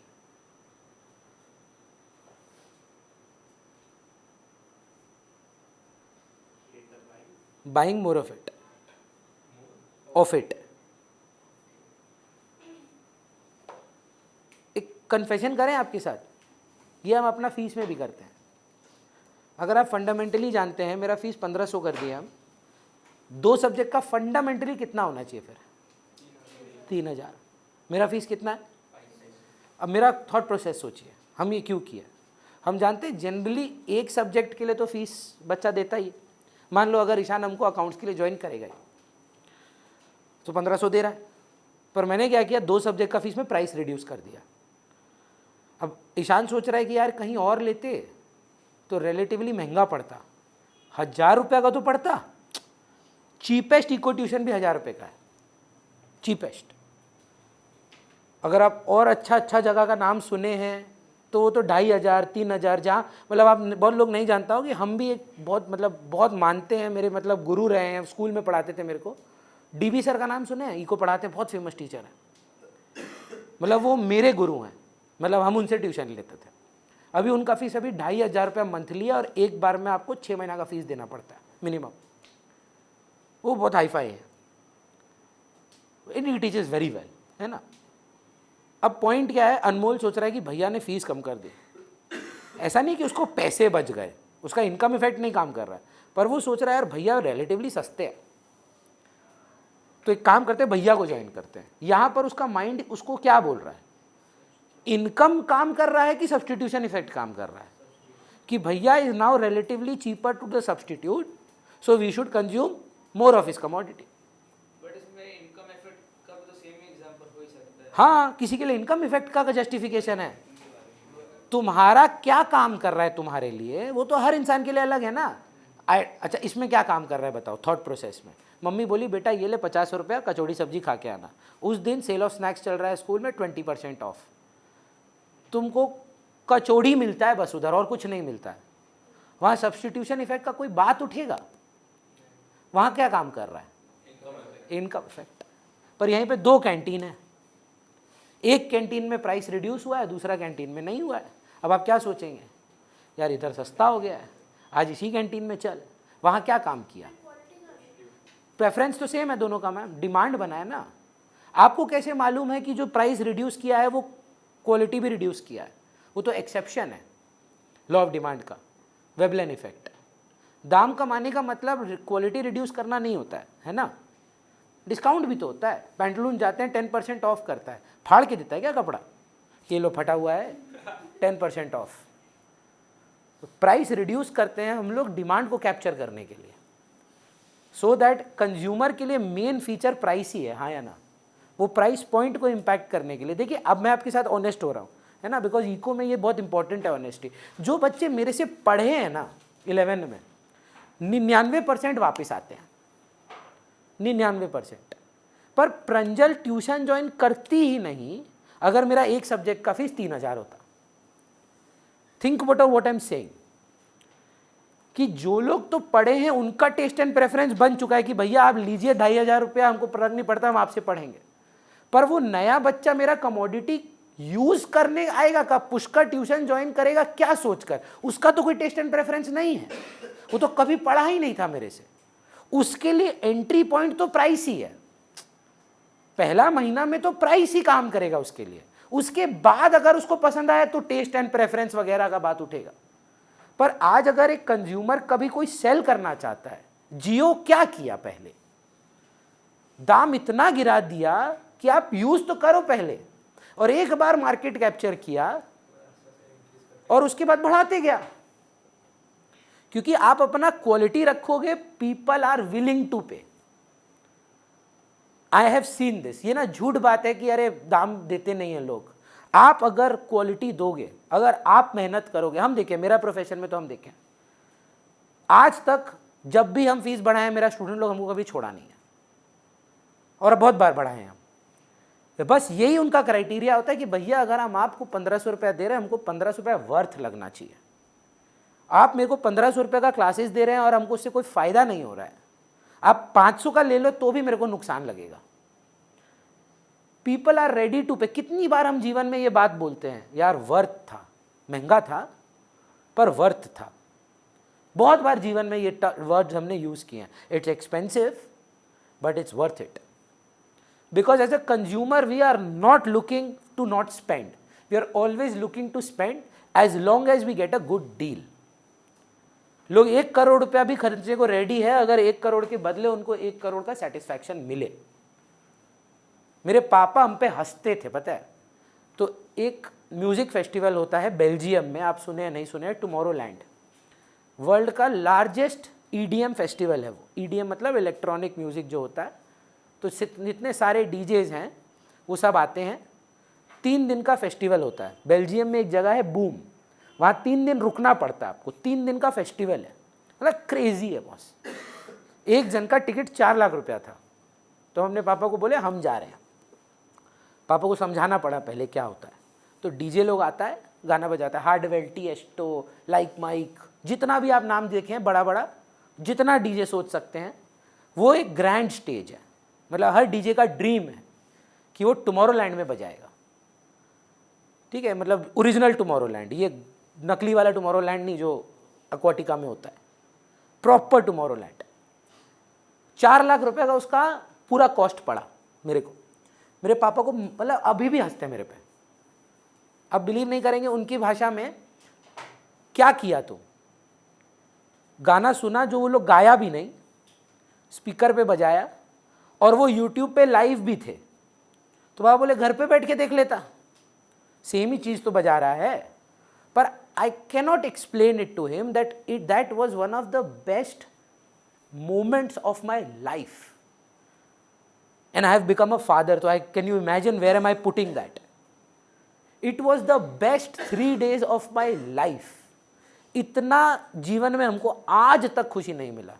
कोई अगर हमको बोलेगा भैया आप फिर जाएंगे, अगर 10 लाख रुपया रहा और अगर मेरे पास रहा, हम 10 लाख देकर भी जाएंगे।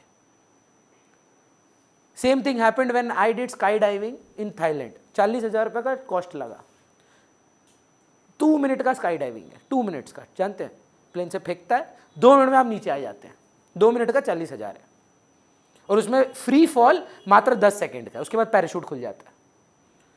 सिर्फ 10 सेकंड के लिए आप बिना पैराशूट के नीचे गिरते हैं, उसके बाद 10 सेकंड के बाद वो पैराशूट खोल देता है और फिर आप नीचे आते हैं। पर उसका 40,000 रुपये लगाता है थाईलैंड में। दुबई में करेंगे तो और महंगा है। Again one of the best experiences of my life. People are ready to spend if they get something in return. आप रेडी हैं 2,200 रुपया देने के लिए, क्योंकि आप 2,200 वर्थ सर्विसेज एक्सपेक्ट कर रहे हो। जिस दिन मैं आपसे 2,200 ले रहा हूं और आपको 2,200 का सेटिस्फैक्शन नहीं मिलता है, आप ट्यूशन छोड़ देंगे। It's as simple as that. जब तक मैं आपको 2200 से ज़्यादा का फ़ायदा दूंगा मंथली, आप बोलेंगे भैया अगर एक्स्ट्रा ले भी रहे हैं कोई बात नहीं, हम उतना वसूल रहे हैं। That is the idea behind every single business. Her business बस यही कैप्चर करने की कोशिश करता है कि जो हम चार्ज कर रहे हैं उससे ज़्यादा कंज्यूमर को फ़ायदा हो, ताकि वो रिपीटेडली हमारे पास आए। नहीं तो एक बार कटता है आदमी। हिंदी में कहावत है, काट की हांडी एक ही बार चढ़ती है। एक बार ईशान पैसा देगा 2200 रुपया फंस के, उसके बाद बोलेगा भाई गलती हो गया, लाइफ में नहीं आएंगे इस ट्यूशन में, है ना। That is the simple idea. तो रीजन सबका सेम है सर, दाम गिरने पे हम ज़्यादा लेते हैं। थॉट प्रोसेस क्या है आपका? Are you doing it because आपकी परचेजिंग पावर बच गई है? आर यू डूइंग इट कि आपका सब्सटीट्यूट सस्ता हो गया है? कि third point, law of DMU के लिए कर रहे हो? ये सबसे कॉमन है। पहले तो याद करते हैं, किसी को याद है कि नहीं बताना, तो 11 में तो पढ़ा नहीं, हमको पता है। Law of diminishing marginal utility के बारे में सुना है कभी? क्या है जानता है? बहुत ही कॉमन लॉ है और आप सब अपने जीवन में ये लॉ लगा चुके हैं, सबके साथ हुआ है जीवन में। कोई गाना बताइए रिसेंट में आपको बहुत अच्छा लगा हो, इंग्लिश हिंदी जो भी, you think which is a very good song and you constantly listen to it. हमको बीच में ना हम बहुत गाली दिए थे उस गाना को, पर मेरी बेटी का फेवरेट गाना है वो घटिया सा महारानी। पता नहीं क्या पसंद है मेरी बेटी को उस गाने में। हाँ, तो पहली बार हम जब चलाए हमको अच्छा नहीं लगा, दूसरी बार में हम बोले ठीक है उतना भी बुरा नहीं है, तीसरी बार सुने, 5 बार सुने, 6 बार सुने, 7 बार सुने। अब मेरे सामने वो कोई गाना बजा दिया, हम उसका खून कर देंगे। हाय ना में जवाब दीजिए। कोई चीज़ से अगर रेगुलरली आप करते रहें तो आप धीरे धीरे उप जाते हैं उससे, है ना। फॉर एग्जाम्पल, मैंने बताया था ना, मेरे 2 मारवाड़ी फ्रेंड्स हैं, वो दोनों नॉनवेज खाते हैं। उनको मेरे से एक जलन है कि तेरे घर में रोज़ चिकन बनता है। मेरे जैसे आदमी के लिए अगर आपके घर में रोज़ बनता है ना, कोई बिग डील ही नहीं है मेरे लिए। बल्कि मेरा एक साउथ इंडियन फ्रेंड है, बिग डील है, तेरा घर में रोज़ इडली डोसा बनता है। वो चिढ़ता है। हम लोग स्कूल में एक्सचेंज करते थे। मेरी मम्मी वो इंग्लिश ब्रेकफास्ट भेजती थी, सॉसेजेस, सलामी और अंडा और वो जो चिकन का पूरा प्लेटर होता है, और वो लेके आता था इडली डोसा। हम लोग टिफ़िन टाइम आता था, हम उसको वो थमाते थे और हम खाते थे इडली डोसा, क्योंकि हमको नहीं मिलता था ना। हिंदी में कहावत है, सुने, घर की मुर्गी दाल बराबर। कोई चीज़ को अगर आप रेगुलरली कंज्यूम करते जाते हैं, it keeps on reducing it's additional utility. कोई टीवी शो देखते होंगे आप लोग, favourite TV show Sumedha? Shinchan हम देखे नहीं। और कुछ और ये सब फ्रेंड्स उन्ड नहीं देखते हैं? आप में से कोई देखा है फ्रेंड्स? नहीं? कोई टीवी शो देखे हैं? मनी हाइस्ट देखे हैं? या कोई भी टीवी शो आप इमेजिन करिए जो आप देखे हो, शिनचैन ही सोचिए, शार्क टैंक देख लीजिए, या हॉरर मूवी अगर आप देखते हैं कोई, पहली बार हॉरर मूवी देख के जो डर लगता है, दूसरी बार उतना मज़ा तो नहीं आता है, हाँ या ना? हम आपको बता रहे हैं, हम बहुत बड़े मार्वल फैन हैं। जो एवेंजर निकला था ना लास्ट वाला, एंड गेम, हम कम से कम हॉल में 7 या 8 बार देखे, हॉल में। लेकिन nothing would beat the first time.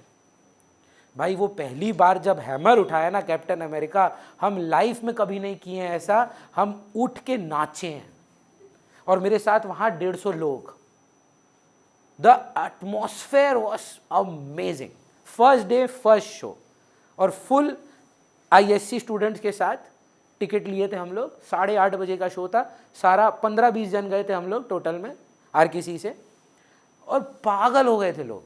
Second time was also good, but not as good as the first time.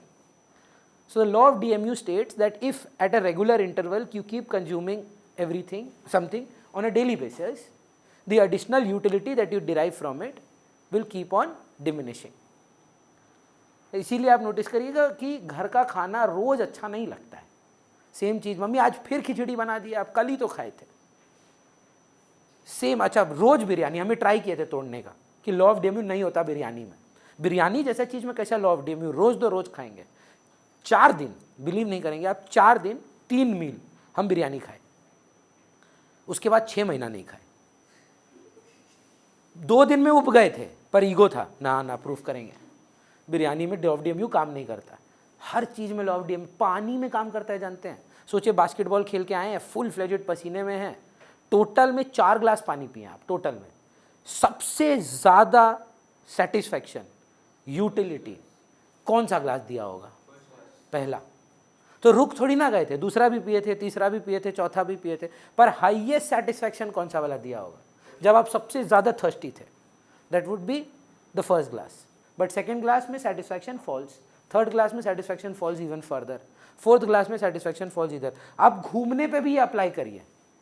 मैं एकमात्र मेरी वाइफ को ही जानता हूँ जिसको गोवा से नफरत है, she is the only person I know. और रीज़न जानते हैं? उनकी मम्मी पापा जब से वो 15 साल की हैं, हर साल आज तक अभी भी उनको हर साल दुर्गा पूजा में गोवा लेके जाते हैं। वो गोवा से उब गई है, बोले हमको जाना ही नहीं है। हमको लगा गोवा से कैसे कोई उब सकता है, पर हम मना कर दिए। इस बार जा रहे थे, हम बोले हम नहीं जा पाएंगे फिर से, 3 बार तो हम चले गए हैं उनके साथ, अब चौथा बार क्या करें, सेम चीज। तो law of DMU works almost on everything, yes on love and affection, and specifically law of DMU doesn't work with money। जितना है ना उतना बढ़िया, ये नहीं अरे ये वाला जो 1000 आया ना उसमें कम मजा आया, नहीं और मजा आया भाई। तो लॉ ऑफ डीएमयू कुछ चीज़ों में काम नहीं करेगा, पैशन में काम नहीं करेगा। अगर आप आर्किटेक्ट हैं, मतलब डिज़ाइनर हैं और आप कुछ शौक के लिए करते हैं, हॉबी है आपका, पैशन है आपका, उस सब चीज़ में लॉ ऑफ डीएमयू काम नहीं करता, पर मेजॉरिटिवली लॉ ऑफ डीएमयू काम करता है। Again let us not digress, reason पढ़ क्या रहे हैं, कहाँ पढ़ रहे हैं कि लॉ ऑफ डिमांड कैसे काम करता है। तो लॉ ऑफ डिमांड कैसे काम करता है, मैं लॉ ऑफ डीएमयू क्यों आया, बार्गेनिंग स्किल्स वापस से चेक करते हैं, याद है इस पर बात हुआ था। तो अतुलित आपका बार्गेनिंग स्किल बढ़िया है कि अच्छा है, ख़राब है? कश्मी का तो एकदम बेकार है, हम लास्ट क्लास। तो करो, कोशिश करो फिर से वापस, चलो अनमोल बार्गेनिंग करो। आलू बेच रहे हैं हम, 1 kg आलू 15 रुपया, आपको 10 kg लेना है, कैसे बार्गेन करोगे? ज़्यादा ले रहे हैं कम करो। बात सुनिए ना, अच्छा बात बोला है, क्योंकि हम ज़्यादा लेंगे थोड़ा दाम कम करिए। अब देखिए हम आपको बताते हैं सब कॉन्शियसली क्या बात चल रहा है जो आप कभी सोचे नहीं जिस बारे में। क्योंकि हम ज़्यादा ले रहे हैं, ये अनमोल बोल रहा है हमको, क्योंकि हम ज़्यादा ले रहे हैं मेरा सेटिस्फैक्शन फॉल करेगा। क्योंकि मेरा सेटिस्फैक्शन फॉल करेगा, आप उसका दाम गिराइए। Give me a compensation in price because I am going to buy more and as per the law of DMU my satisfaction will fall, and because of my falling satisfaction I need a compensation। बच्चा का बहुत अच्छा बात जो हम last class भी बताए थे नव्या, भैया वो लुंगी में बैठे अंकल को घंटा लॉ ऑफ डीएमयू पता है, ओ तुम्हारा सेटिस्फैक्शन फॉल कर गया, ठीक है चलो हम 2 रुपया कम कर देते हैं। इससे पहले तक तो भैया हम खुद लॉ ऑफ डीएमयू नहीं पढ़े थे, है ना। तो क्लास 4 से पहले तो आप ग्रेविटी भी नहीं पढ़े थे, छत से फेंकते तो नहीं गिरते। Oh, I have not done it in class, so gravity does not apply to me। चलती हुई बस से उतरोगे तो बीच में भागोगे ना। अब थोड़ी ना बोल सकते हो क्लास 6 में इनर्शिया पढ़े नहीं है तो ये मेरे लिए एप्लीकेबल नहीं है। समझने की कोशिश करिए हम क्या बोल रहे हैं। Just because you don't know a law will it stop the law from happening. Just because आप नहीं जानते हैं कि लॉ ऑफ डीएमयू है, लॉ ऑफ डीएमयू काम करना बंद कर देगा।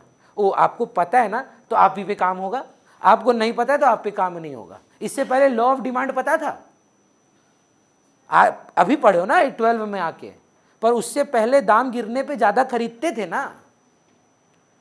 Just because you are unaware of a law will not stop the law from happening, whether you are educated और not. Law of gravity will apply to you, no. Every action has an equal and opposite reaction will apply to you even if you are a humanities student। नहीं हम तो science नहीं पढ़े हैं, हमको नहीं पता।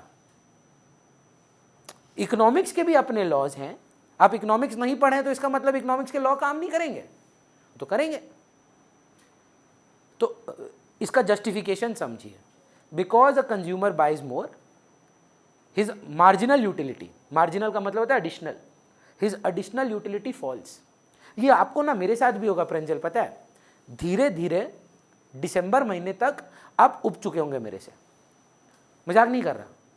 बोलेंगे ये आदमी से हम अपने मम्मी पापा से ज़्यादा टाइम स्पेंड करते हैं, genuinely, specially if you are taking 2 subjects. You are coming to me 4 days a week, और बाई चांस आप मेरी मम्मी से इंग्लिश पढ़ते हैं तो मेरा आपसे भेंट 6 दिन होगा। 6 days आउट ऑफ 7 days, कई बार तो पापा मम्मी से नहीं मिलते आप। जब तक आप निकलते हैं पापा ऑफिस जा चुके होते हैं, और जब तक आप घर आते हैं पापा मम्मी सो चुके होते हैं, या वाइस वर्सा। उतना समय तो आप घर पे नहीं बिताएंगे जितना आप ट्यूशन में बिताएंगे। तो बहुत वाजिब सा बात है, धीरे धीरे आप ट्यूशन से भी उपने लगेंगे। लॉ ऑफ डीएमयू काम करेगा, सबके लिए करता है, गानों के लिए करता है, मूवीज़ के लिए करता है। पहली बार अगर आप कोई चीज़, मतलब मान लीजिए वॉच कर रहे हैं, स्पेशली मैं एग्जांपल हमें इसमें देता हूँ हॉरर मूवीज़ का, जिनको पसंद है देखना, वो अलग थ्रिल है ना। First time being one of the best quotes I read which depicts law of DMU. I don't know आप लोग में से कितना लोग सुना है ये, I want to watch Interstellar as if I am watching it for the first time. क्या ब्रिलियंट कोट है। देखें आप में से कोई इंटरस्टेलर देखा है? So Interstellar is a mind equal to blown वाला मूवी। पहला बार जब आप देखोगे ना, आप बोलोगे भाई ये है क्या, कुछ मतलब अलग ही बनाया है ये लोग। Second time will also be fun, but that first time wow will always be the highest. Same with Inception. और क्रिस्टोफर नोलन का कोई भी पिक्चर उठा, वो बनाता ही वैसा स्टैंडर्ड का पिक्चर है ना। सो लॉ ऑफ डीएमयू की वजह से लॉ ऑफ डिमांड काम कर रहा है। बिकॉज यू बाय मोर, मैं डिक्टेट कर रहा हूं, as a consumer buys more,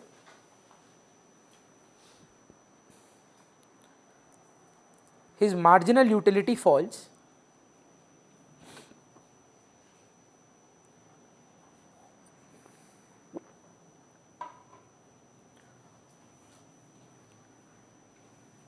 and as a compensation of his falling utility he expects, and as a compensation of his falling utility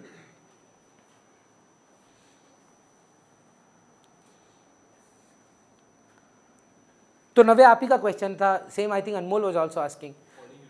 एक सेकेंड, किसी के लिए इनकम इफेक्ट के लिए वजह हो सकता है, किसी का सब्सटीट्यूशन इफेक्ट की वजह से ज़्यादा ले रहा हो, और किसी का लॉ ऑफ डीएमयू की वजह से हो रहा हो, किसी को तीनों हो रहा हो। क्योंकि दाम कमाए तो पॉकेट में पैसे बच गए, रिलेटिवली सस्ता हो गया, और क्योंकि हम ज़्यादा खरीद रहे हैं तो दाम कम करो। आप समझिए आप प्रूव क्या कर रहे हैं, आप प्रूव कर रहे हैं कि कंज्यूमर दाम कमने पे ज़्यादा क्यों ले रहा है भाई।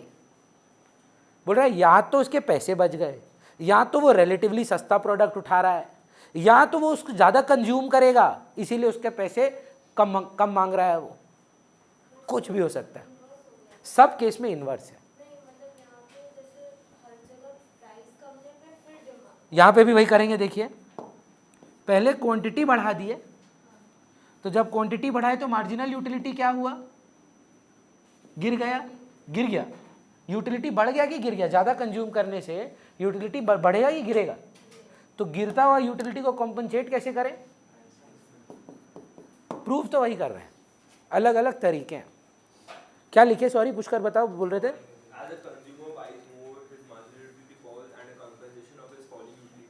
Is given by reducing the price. A compensation is given by reducing its price. दाम कम कर दो। इसीलिए तो buy 1 10%, buy 2 20%, buy 3 30%, buy 4 50%, buy 10 I will marry you. Offers देखें कभी ये सब, मैरी यू वाला नहीं, पर नोटिस करें ना, जितना ज़्यादा बढ़ाओगे, स्विगी करता है, क्या शाना आदमी है, 2 रोटी ऐड करो 10% ऑफ देंगे। अबे नहीं खाना रोटी हमको, पर 2 रोटी और खाओगे तो सेटिस्फेक्शन कमेगा, क्योंकि अब तुमको खाना नहीं है, तो हम तुमको कॉम्पनसेशन देता है ना, दाम गिराता है। मिनिमम बोलता है एटलीस्ट जंबो वाला ऑफर लगाना है तो 150 रुपये का और खर्चा करो। जब खर्चा करोगे, ज़्यादा खरीदोगे, हम दाम कम कर देंगे। किस पे इम्पैक्ट कर रहा है वो? लॉ ऑफ डीएमयू पे। Because you are going to buy more, I will compensate you, because I know when you are going to buy more, your satisfaction will fall. I know that coming 2 days a week compared to 4 days a week, you are going to get sick of me very soon. So I'm not charging 1500 for one. I am charging 1100 for one for you, I have reduced your price. अगर आपसे पूछा जाए आपका fees कितना है, मैं 2 subject वालों की बात कर रहा हूँ, what is your fees per subject, how much am I charging per subject, 2200 is combined 1100 रुपये है सर। क्यों किया मैं सर? सिंपल सा बात है, हमको पता है कि आप ज़्यादा आएंगे, आपका यूटिलिटी कम होगा, यूटिलिटी कम होगा, हम कॉम्पनसेट करेंगे, एज सिंपल एज दैट। चलेगा? 4th पॉइंट, फिर छुट्टी। दोनों सिमिलर है इसीलिए। Number of uses of a commodity.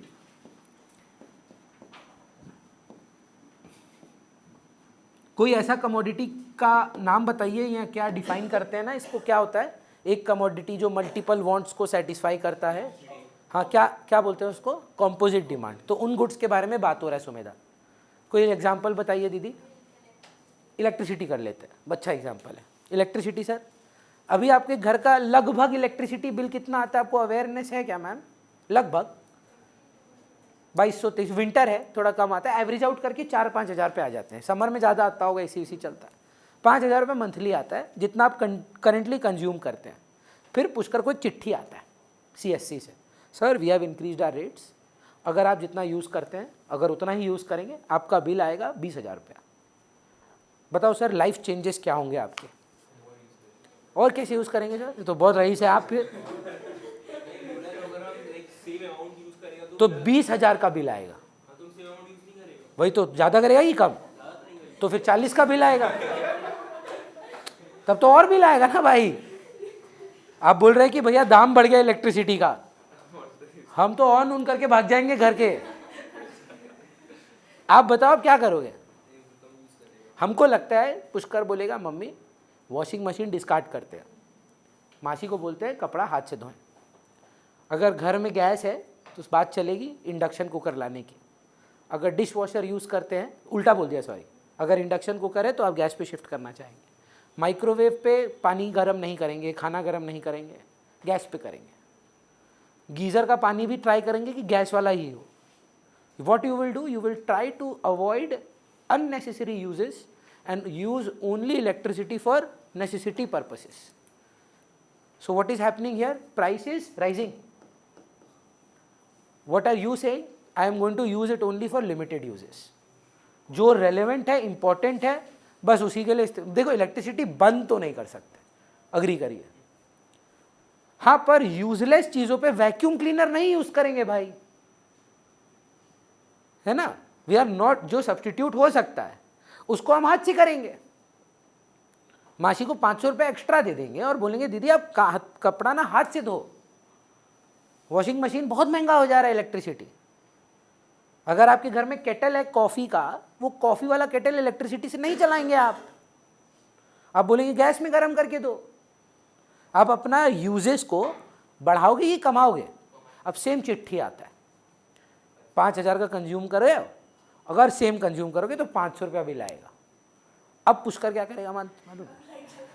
अब लाइट जला के भाग जाएगा। बोला क्या है, अननेसेसरी थिंग्स में भी इलेक्ट्रिसिटी यूज करेगा।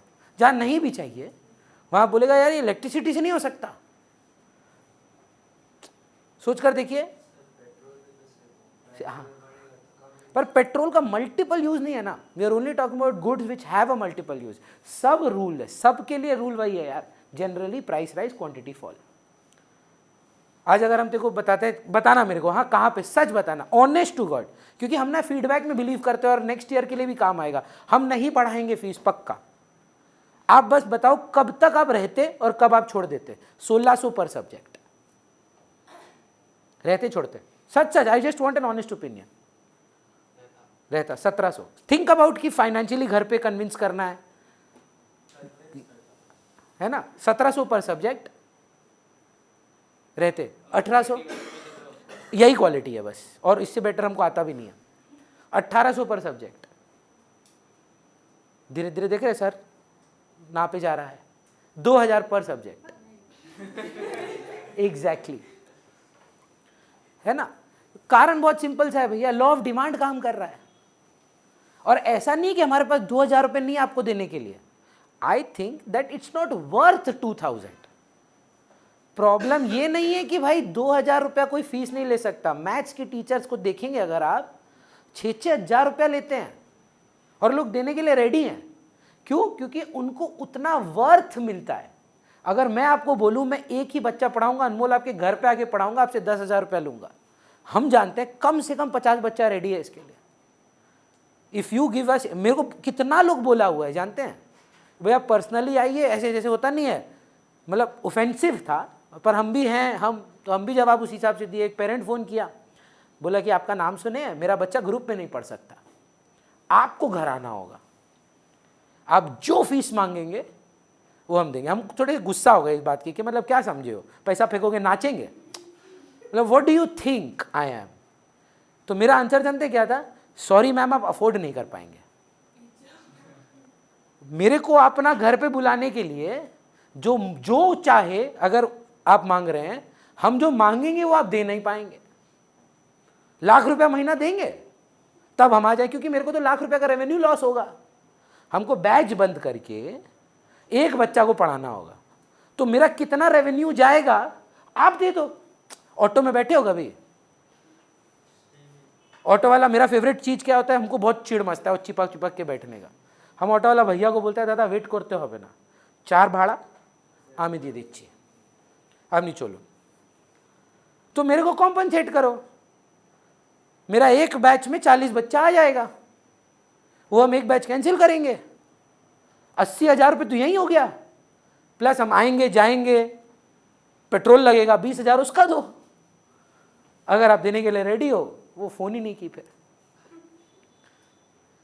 है ना। कोविड में भी हुआ था, एक पेरेंट फ़ोन किया, लोग को नंबर कहाँ से मिलता है, वो भी मेरे से ही पंगा लेना है। लोग फ़ोन करके बोलता है कि बच्चा का ऑनलाइन एग्ज़ाम है, आप दे दो।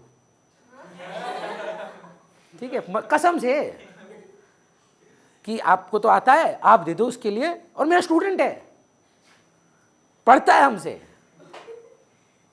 उसकी मम्मी फ़ोन करके बोल रही है कि ये तो नहीं हो पाएगा इसका, आप एग्ज़ाम दे दो इसके बदले। बोला मैम ये क्राइम कमिट करवाने के लिए आपको 5 लाख रुपए लगेगा।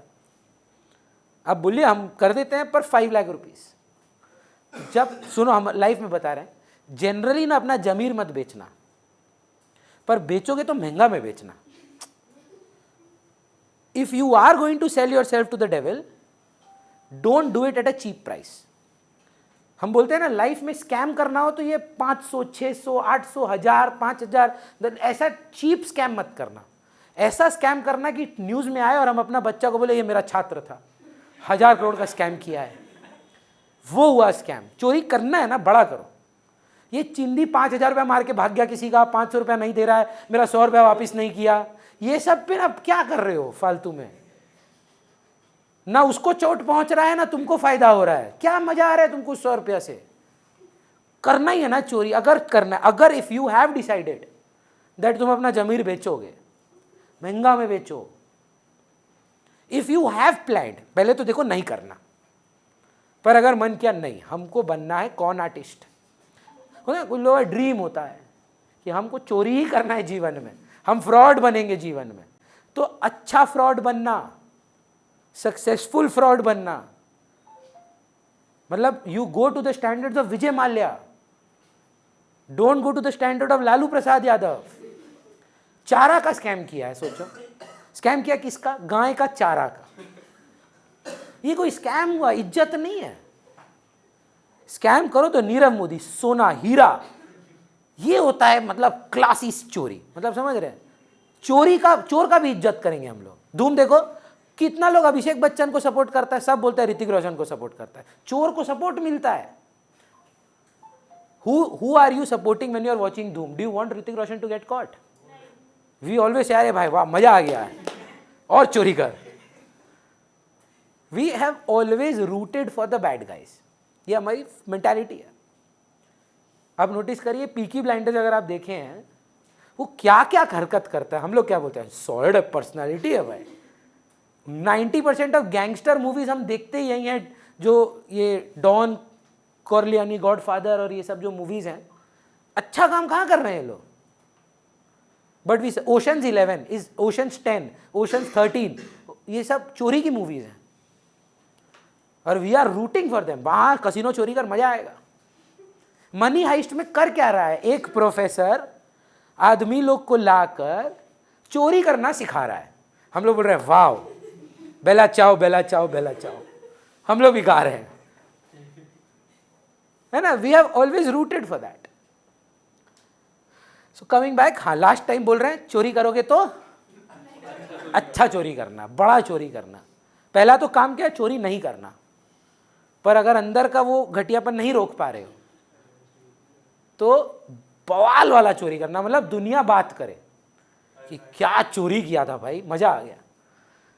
किसी का 100 रुपया मार के भाग गया, ये सब मत करो प्लीज। चलिए, तो I think we'll end the class यार।